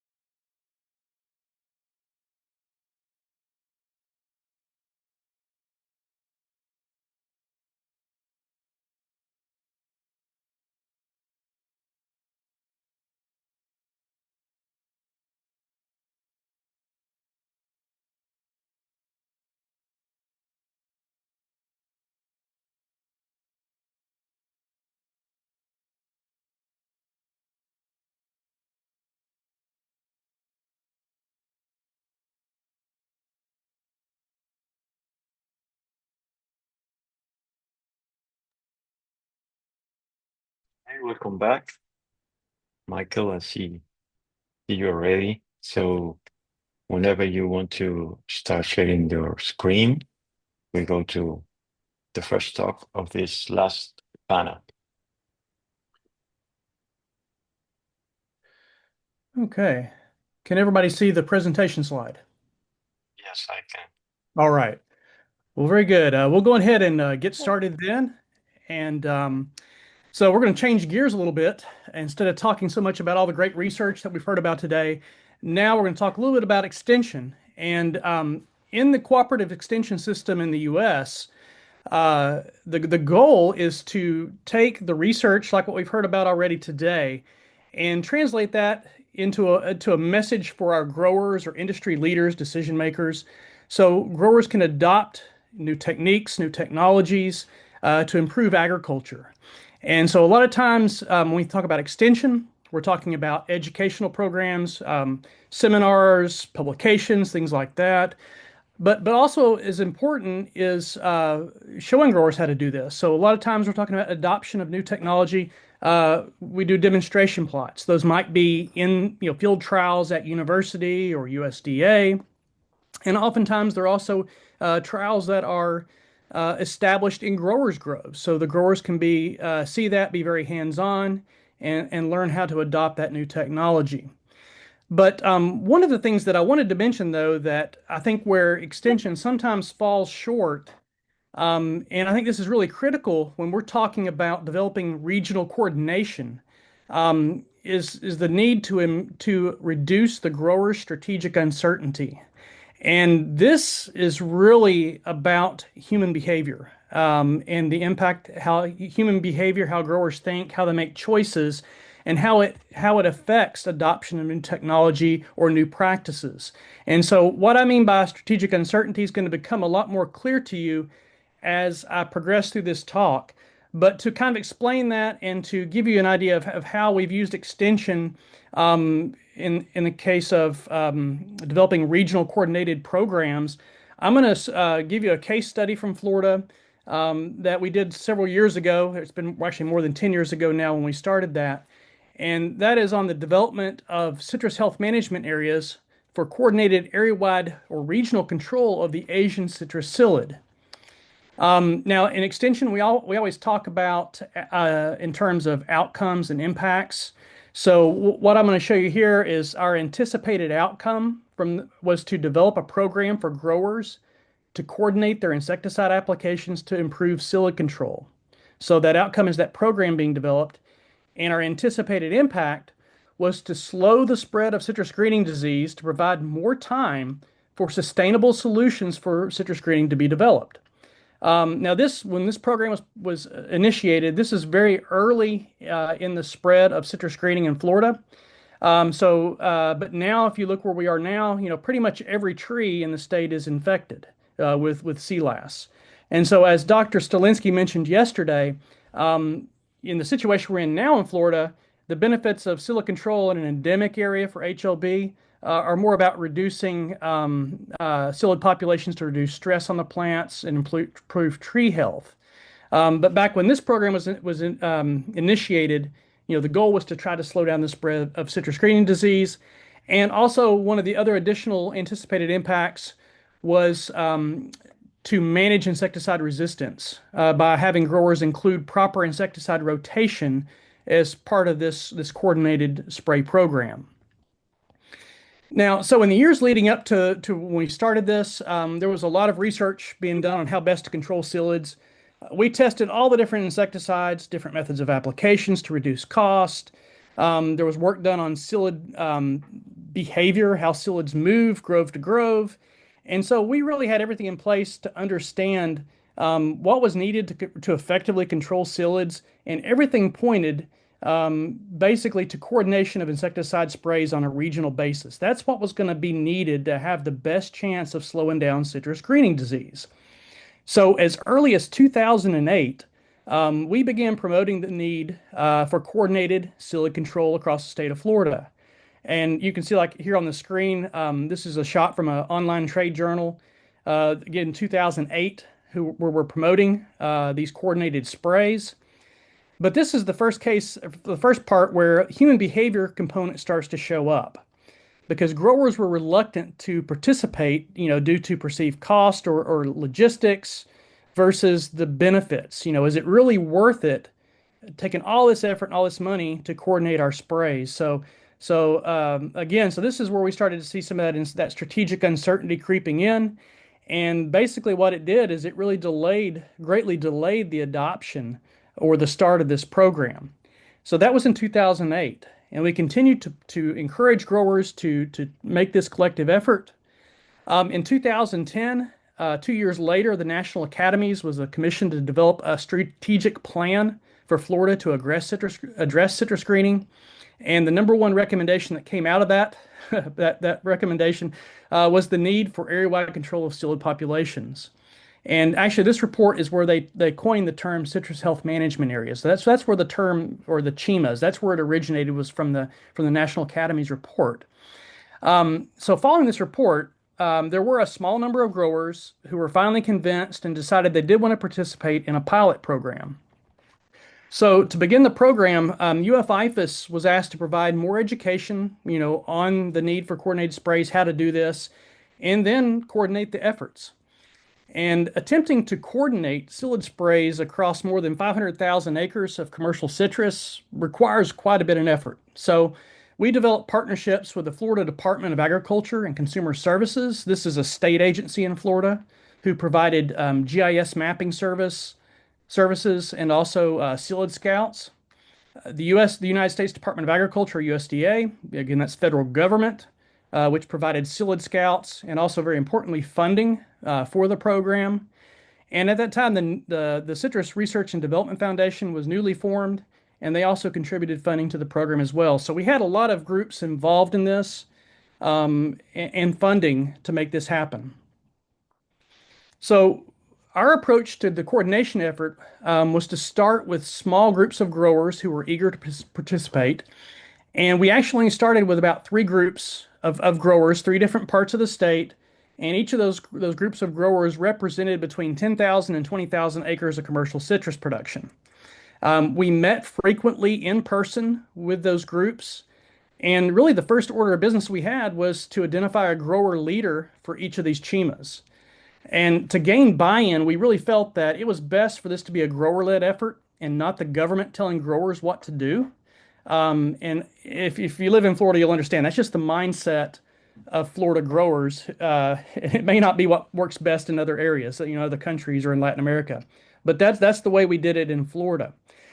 During our meetings that we held with growers in person, we developed agreed upon spray plans, targeting periods of 2 weeks, where we knew psyllid populations were going to need to be managed, and had everyone to agree to spray their groves during that period. There's a lot more went into the logistics about coordinating, the tractor sprays, aerial applicators getting lined up, and things like that I won't go into. But I think the main point is that this really relied heavily on good communication. And so one of our roles in Extension was to create a platform to facilitate communication of all the logistics that go into such a program like this. And I'll show that in a minute. And lastly, we had a plan in place from the beginning to validate the success of the program so we could demonstrate the benefits of coordinated applications to try to increase the number of non-participating growers to participate in the program. And so this is actually where the psyllid scouts came in that I mentioned that FDACS and USDA provided. Collectively, they provided 89 people, 89 scouts who were in the field constantly. They were scouting 6,000 blocks of citrus across the state on a 3-week cycle. And so we were constantly getting data coming into the program that we could present on psyllid populations and how the program was working. And I'll show that here in just a little bit. But it's a lot of effort to do this and to try to get that data to help convince people to change their behavior. So here's a screenshot of the website that was developed as our communication tool for the program. There were links, let's see over here on the right-hand side, links to various resources, educational materials from Extension. But if you focus on this bottom button here, the CHIMA section mapping program, This takes you to a menu where you can actually select the CHIMA that was established and get more details on that particular CHIMA. So what I'll show you here is one that I've selected. This is the Northeast DeSoto CHIMA. You can see there's a map showing the area that's encompassed by this particular CHIMA. On the right, you can see here's the list. Here's the 2 grower leaders who are coordinating the effort. We also included one of the UF extension agents located in that region who could serve as a resource for the CHIMA, help answer questions and provide direction on the science and the information that's being developed from IPAS. And then at the bottom, you can see there's a lot of links that go to more information about the individual CHIMA. The main thing I wanted to focus on right now, probably one of the more useful features here, were the psyllid scouting reports. And so what those look like, this is really where I think that we were able to help change behavior as growers were able to look at these scouting reports and see what was happening and how the program was being successful. So if you click on that for the Northeast DeSoto CHIMA, what you're looking at is a more blown up GIS map of the citrus acreage in the CHIMA. Now, each of these has a purple box, and those purple boxes represent areas where psyllid counts were being made. You know, we couldn't scout every block, but the statisticians got together and designed a sampling strategy that would be provide statistical significance to the data being collected. And if the boxes are clear, what that means is that there were no psyllids found. And then you can see the legend here on the left. The boxes are filled with different colors based on the levels of psyllids present, with red being the highest number of psyllids, in greater than 10 per block. And like, for example, you'll see most of the CHIMA here, no psyllids were found. They were doing a very good job of coordinating applications. The majority of the groves in this area were owned by one company. But you look in the middle, there's a red box here. Then if you can see the number, it actually says 40. There were 40 psyllids found on this one cycle date. And that was actually owned by a grower who was not part of the larger group. And he didn't want to participate in the sprays. And as you can see, he was a source of psyllids to infect other surrounding areas. So they did try to get him to spray. He said he didn't have the money. And ultimately, the larger growers surrounding him paid to spray his blocks. And eventually, those numbers went down to 0. So this is an example of where the CHIMA worked really good. And here's another CHIMA where things didn't go quite so good. The growers in this particular CHIMA said they were going to coordinate their sprays, but a lot of the growers at the end of the day chose not to. And what you see is that many of the blocks scouted are in red. I mean, there's even up here at the top an area where there was 180 psyllids found in that one block in the sampling. And so this is the sort of information that once growers see it from themselves, they understand the benefit. They see that what their neighbors do affect their success, and they also see how good of a job those sprays are doing in reducing psyllid populations. And so as a result of this, providing this kind of information on the internet, we were really able to increase adoption, our participation in the program. And so what ended up happening is basically, year one, we started out with 3 CHIMAs that were kind of demonstration CHIMAs. And then by year 3, as growers saw the program, saw the benefits, we had increased to 52 CHIMAs across the state. They're shown here in these yellow outlines, encompassing more than 486,000 commercial acres of citrus. And so again, that's by the 3rd year of the program. Now, not all these CHIMAs, I would say, performed exceptionally well. Some of them did fantastic. Some of them were mediocre at best. But overall, when we looked at the data that was collected, we found that psyllid populations well into the CHIMA program were reduced overall statewide by about 70%. Citrus yields in the well-performing CHIMA areas were higher, meaning they declined slower. The yields were declining slower than in areas with less coordination of sprays. So we're not saying that the CHIMAs increased yields. It just meant as the disease was spreading, we were slowing it down enough to where the trees were declining less rapidly. So the yields were going down much, much less over time. And another benefit that we saw was that, and this is some of the work that Lucas Stalinsky had done, surveying for pesticide resistance. And during the height of the CHIMA program, we saw very little to no pesticide resistance issues. And that, I'll just tell you right now, that did change once the CHIMA program went away, because as things changed, and people quit coordinating their sprays and rotating pesticides, we saw those pesticide resistance issues creep right back up. So, but anyway, those are the benefits that we saw from the program, and things were going well. But then all of a sudden, despite the success of the CHIMA program, in the 2016-17 field season, the CHIMA program came to an abrupt ending. And this is where strategic uncertainty again became introduced into the system and caused problems. And Dr. Stalinsky mentioned this yesterday in his presentation, but in 2016, there was a push by, I'll just say, some politically connected grower groups in Florida to register foliar applied antibiotic sprays for citrus greening control. And this was in stark contrast to the recommendations from UF-IFAS Extension. We understood very well that foliar applications of antibiotics were not going to work, but it didn't matter. Politics being what they are won out. And in 2016, foliar antibiotic applications were registered in the state of Florida for citrus greening control. So many growers saw this as a new silver bullet, and then they started to reallocate their insecticide budget to pay for foliar applied antibiotics. And this meant that many growers chose to no longer participate in the CHIMA program because they couldn't afford to do so. And then the growers who still wanted to remain active in CHIMAs now faced the problem of strategic uncertainty. They asked themselves, while I know that the CHIMA program has been beneficial in my operation, if my neighbors aren't participating, will I be successful, or will it be a waste of time and money?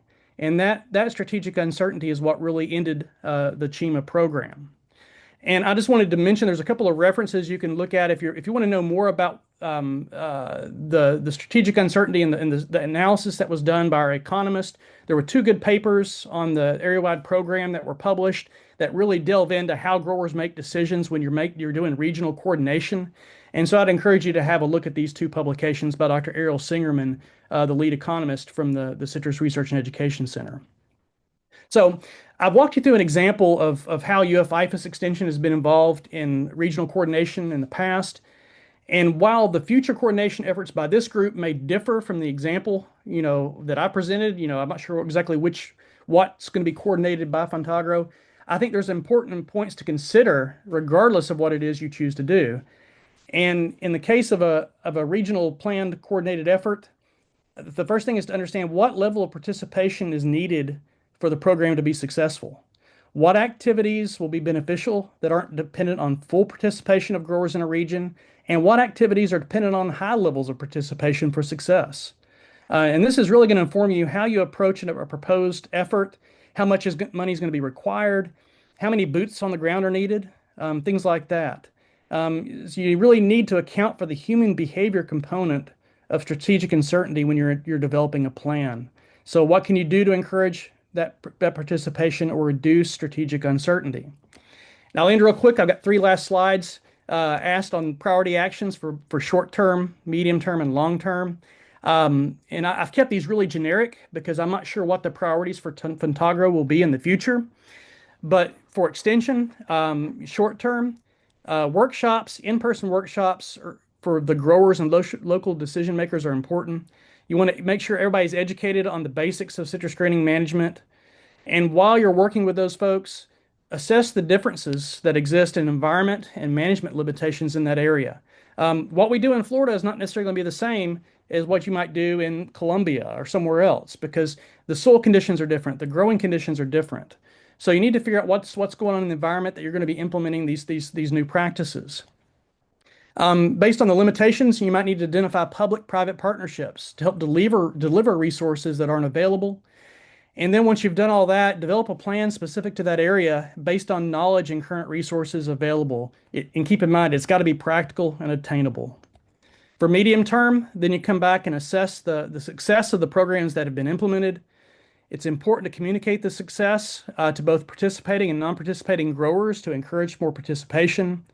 And at this point, I think we talked about we've heard about a lot of emerging technologies that aren't quite developed yet, but continue to identify those emerging technologies that could be implemented and the constraints to implementation. And based on those constraints, determine where more investment and resources should be allocated to improve outcomes and impacts. And lastly, long term, again, continue to introduce and implement new technologies to the region as they become available, and empower those non-participant growers to become active.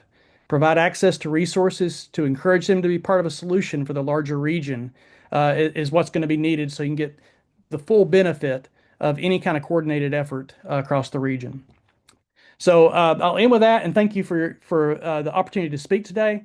And there's a QR code here if you want to scan that. You can actually access some of our resources we have online for growers that are in kind of a flipbook form that you can look at on your mobile devices. So thank you all for your attention. Thank you, Maria Mercedes. Well, we have reached the last talk of our two panel sessions. So we now have some time for discussion, so for that, I will ask you to turn your cameras on.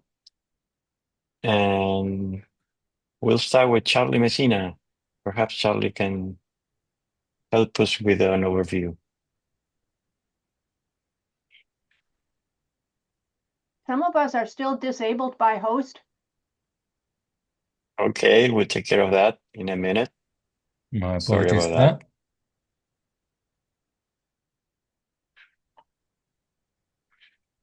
Okay, thanks. All right, Martin, thank you very much. I enjoyed the talks. I think it came through the 2 days as a bit planned to provide this breadth from technologies that we have available and we can use to the regulatory framework.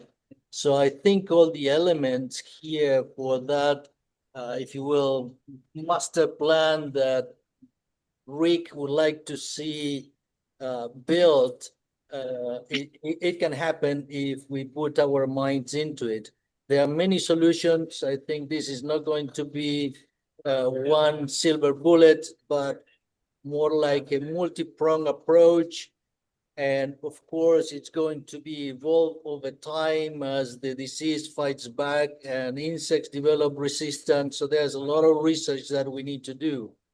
The only thing that came to mind looking at Mercedes maps and the talk is this is a hemispheric problem. If you look at that map, even hurricanes can start moving insects, and unless we solve the problem at the regional scale, we are going to have this issue recurrent time over and over.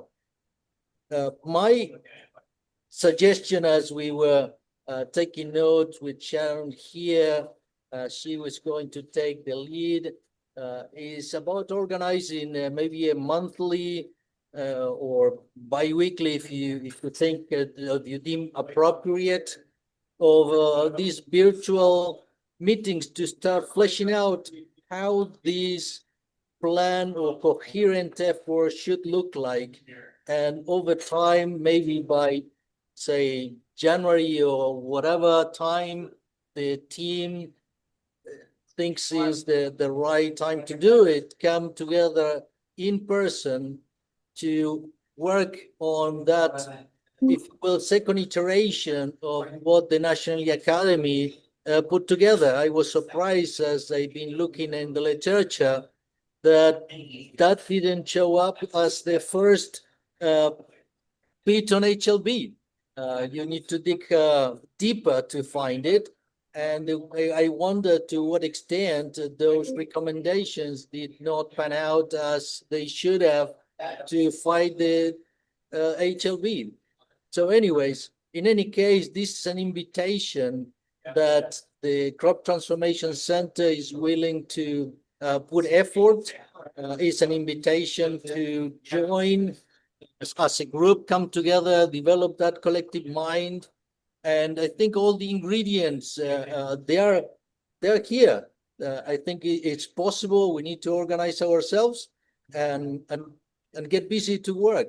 I think, of course, we work with Eugenia and FONTAGRO. This was the joint effort. I've been working on this for a while. So it's on us whether we come together to solve the problem or we keep do nothing and keep waiting for something different to happen.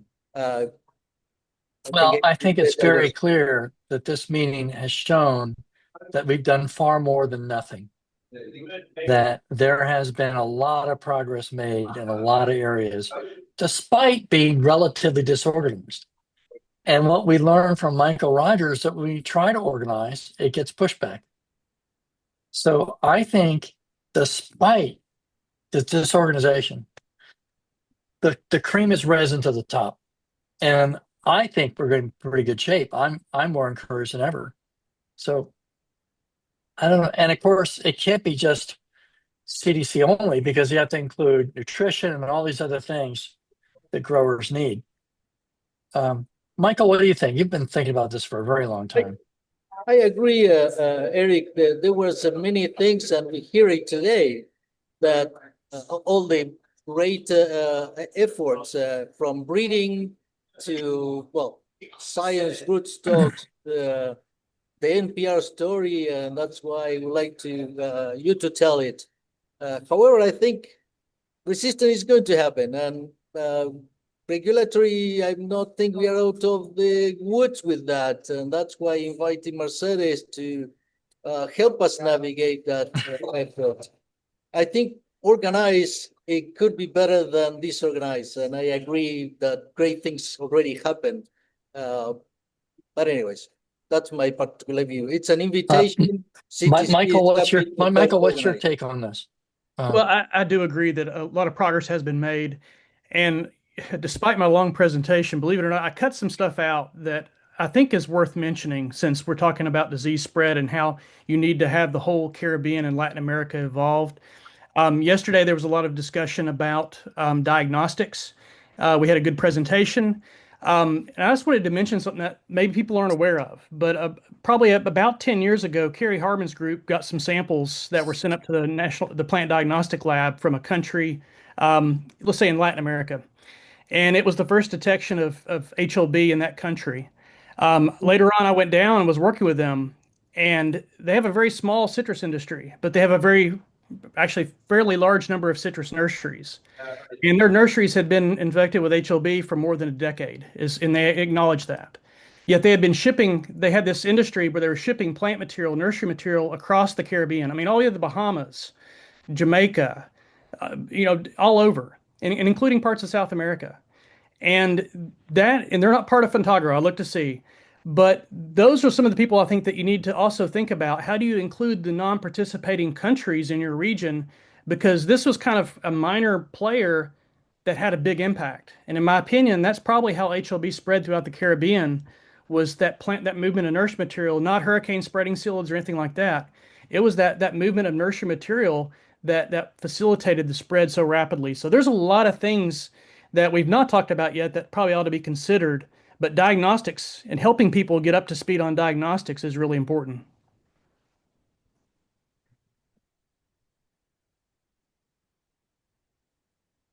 The room is open to anyone who wants to raise their hands. I'd like to. Yes, Karen.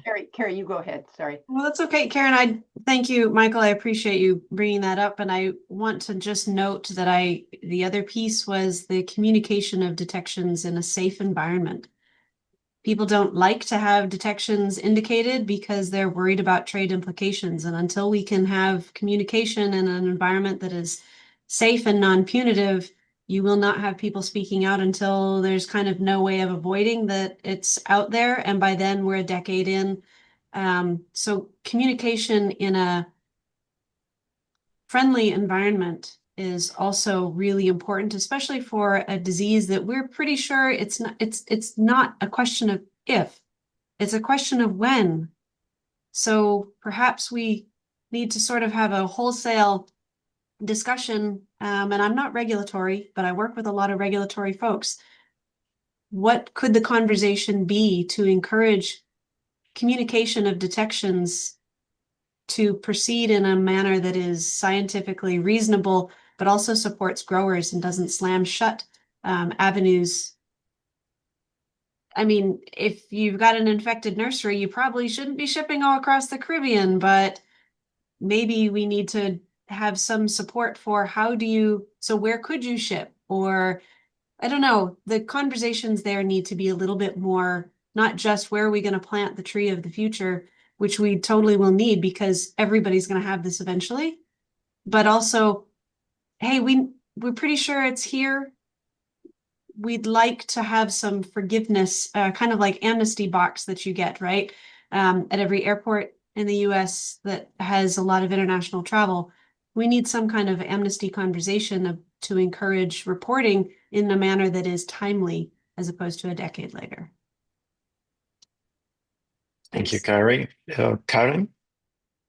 Oh, I was actually, there was a quiet spot, and I was just going to add that I think some of the inspiration that is provided by gatherings like this and the meetings of the minds and what happens when you see what other people are doing, it's really pretty impressive. And I guess I wanted to thank Rick Dantzler in particular and Charlie for having inspired some of us who were not in the midst of this before.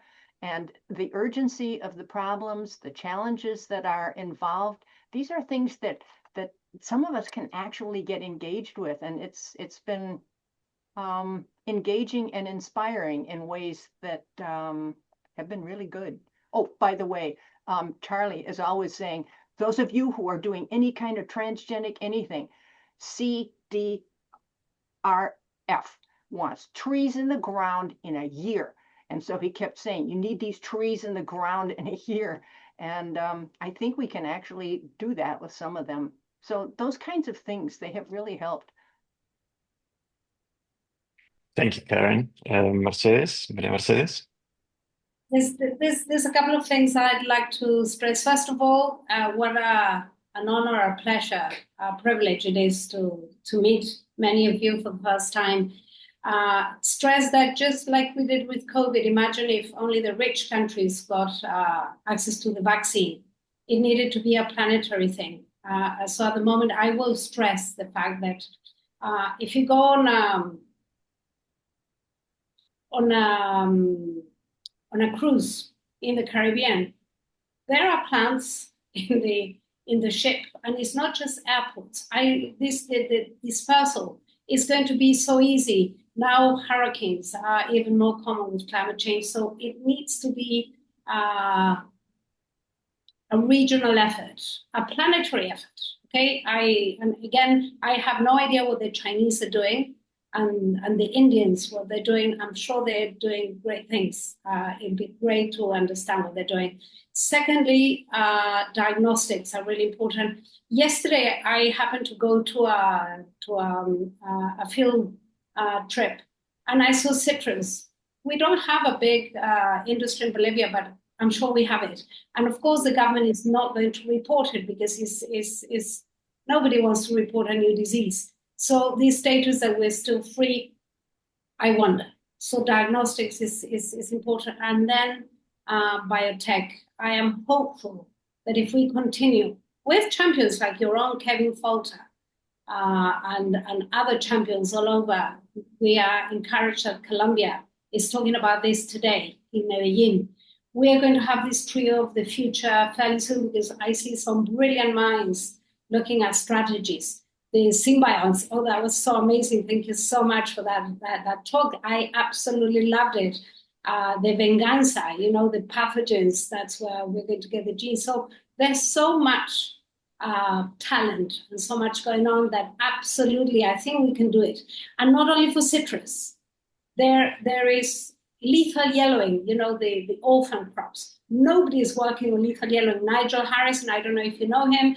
He's retired. I don't know much about lethal yellowing anymore. We have a lot of diseases and we'll have new ones coming up. There's a new one in maize called the chicharrita. In Spanish, it says spiroplasma.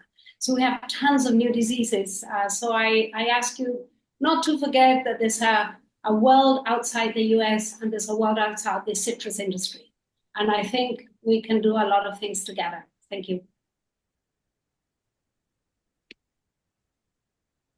Anybody else would like to share something? Yes, Michelle. Yep, thank you very much. I just wanted to reiterate that I am very excited about continuing the interactions, and I also stand behind this idea that we need to solve this problem regionally and globally. If we, the insect vector does not respect the borders, and so the technologies have to be scalable and translatable across, different citrus growing regions. And so with continued interactions, we need to think about who we want to be engaged with this. And right now we have subject matter experts in the science and technology, but we need to also engage growers because they are the end users and the adopters. And one of the most important lessons that I've learned in my research program over the past few years is how important it is to get their insight in the ultimate adoption of technologies on the farm. And so, engaging them not just as an end user, where we're teaching them how to use something that the scientific community has created with the traditional extension model, but actually as a cooperator, as a collaborator, right? And that also extends to the regulatory agencies. In the US, the regulatory agencies are not allowed to advise on the progress of research, but they can discuss the policy frameworks in which the research must exist and how the studies could be designed and developed. Similarly, agrochemical companies, the registrants for these different technologies that will be taking the products through the regulatory pathways and ultimately commercializing them, they have very important expertise to bring to bear. And what I'm suggesting is that this problem cannot be solved by the scientists alone. For us to really make progress as a group, to move the needle in developing a solution that is globally sustainable, we need to bring all the subject matter experts to the table and ensure that we're covering all of our bases. So we don't develop something that works great on a research plot, but fails to be commercialized because it's unaffordable or the growers can't utilize it. Thanks. Lucas? Yeah, to sort of synthesize a point I think that many have made in several different ways, even what Michelle was just saying, I'd like to just highlight the importance for the need for an individual who is not bound by the necessities that an academic person has to fulfill for their career advancement, or even an entity maybe that can integrate across, like a citrus integrator that could create that program that Rick was suggesting. At Michigan State, when I was at Michigan State and worked in tree fruit as a grad student and postdoc, there was a non-tenure track position called the tree fruit integrator. And this person took the data from plant pathologists, entomologists, horticulturalists. They were non-tenure track, and they integrated it into a program across. And this person didn't have a silo or an ego, and this person took all of that and integrated programs and brought that to bear. So this is, I think, bigger than a single person. It requires an entity. And I think that would, because as Eric Triplett mentioned, we've made so much progress and it's there. And in some cases, it just sits in the literature. And it's necessary to integrate that and bring it. And as Michael showed so elegantly, how difficult it is to move the needle with something as basic as pesticides. I mean, that have been around since the 1950s, So how do we get this out there and used? Thank you very much. Rosemary? Yes, I just like to emphasize something that Michelle said, and that is that we really do need industry partners.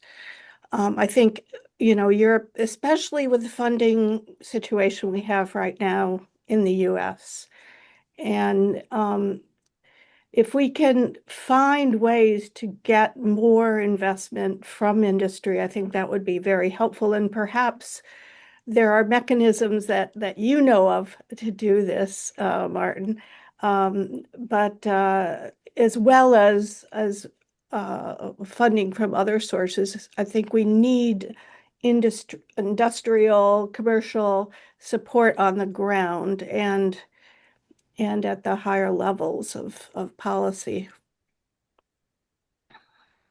Sure, thank you. Eric? I'm going to take to heart what Lucas said and try to get a program integrator hired. I'll talk to IFAS Research. I'll talk to CRDF, maybe someone working very closely with CRDF, and try to get these ideas together. I think it's going to take a full-time person to do it. But I think that job could be very rewarding and certainly doesn't need to be tenure track. And we'll see if we can get some traction there. So thanks, Lucas. Anything you send me on that Michigan State idea would be great.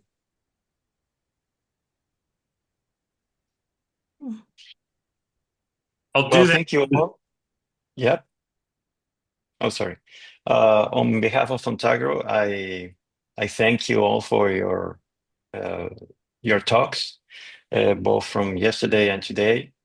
They showed us that we are very far into getting solutions, that there are a lot of alternatives and mechanisms, also a lot of issues to resolve. And we with Charlie are working together this group that Charlie suggested. So you're all invited to join, and as many of you said, we need to include other players to get this working. Eugenia, I see you just joined us. You have some Yeah, thank minutes you so for much. last word. Yeah, thank you so much, Martin, for doing this closing. Thank you very much to all of you for yesterday and today. I just come back from the Embassy of the Netherlands here in Washington, D.C., and mostly the topic that we were discussing was almost the same, how we can collaborate more closely across countries. So please feel FONTAGRO platform where you can join us. For sure, we are going to keep in touch with all of you. And thank you, Charlie, for this initiative and allow us to meet such a great people that we have in the panel today.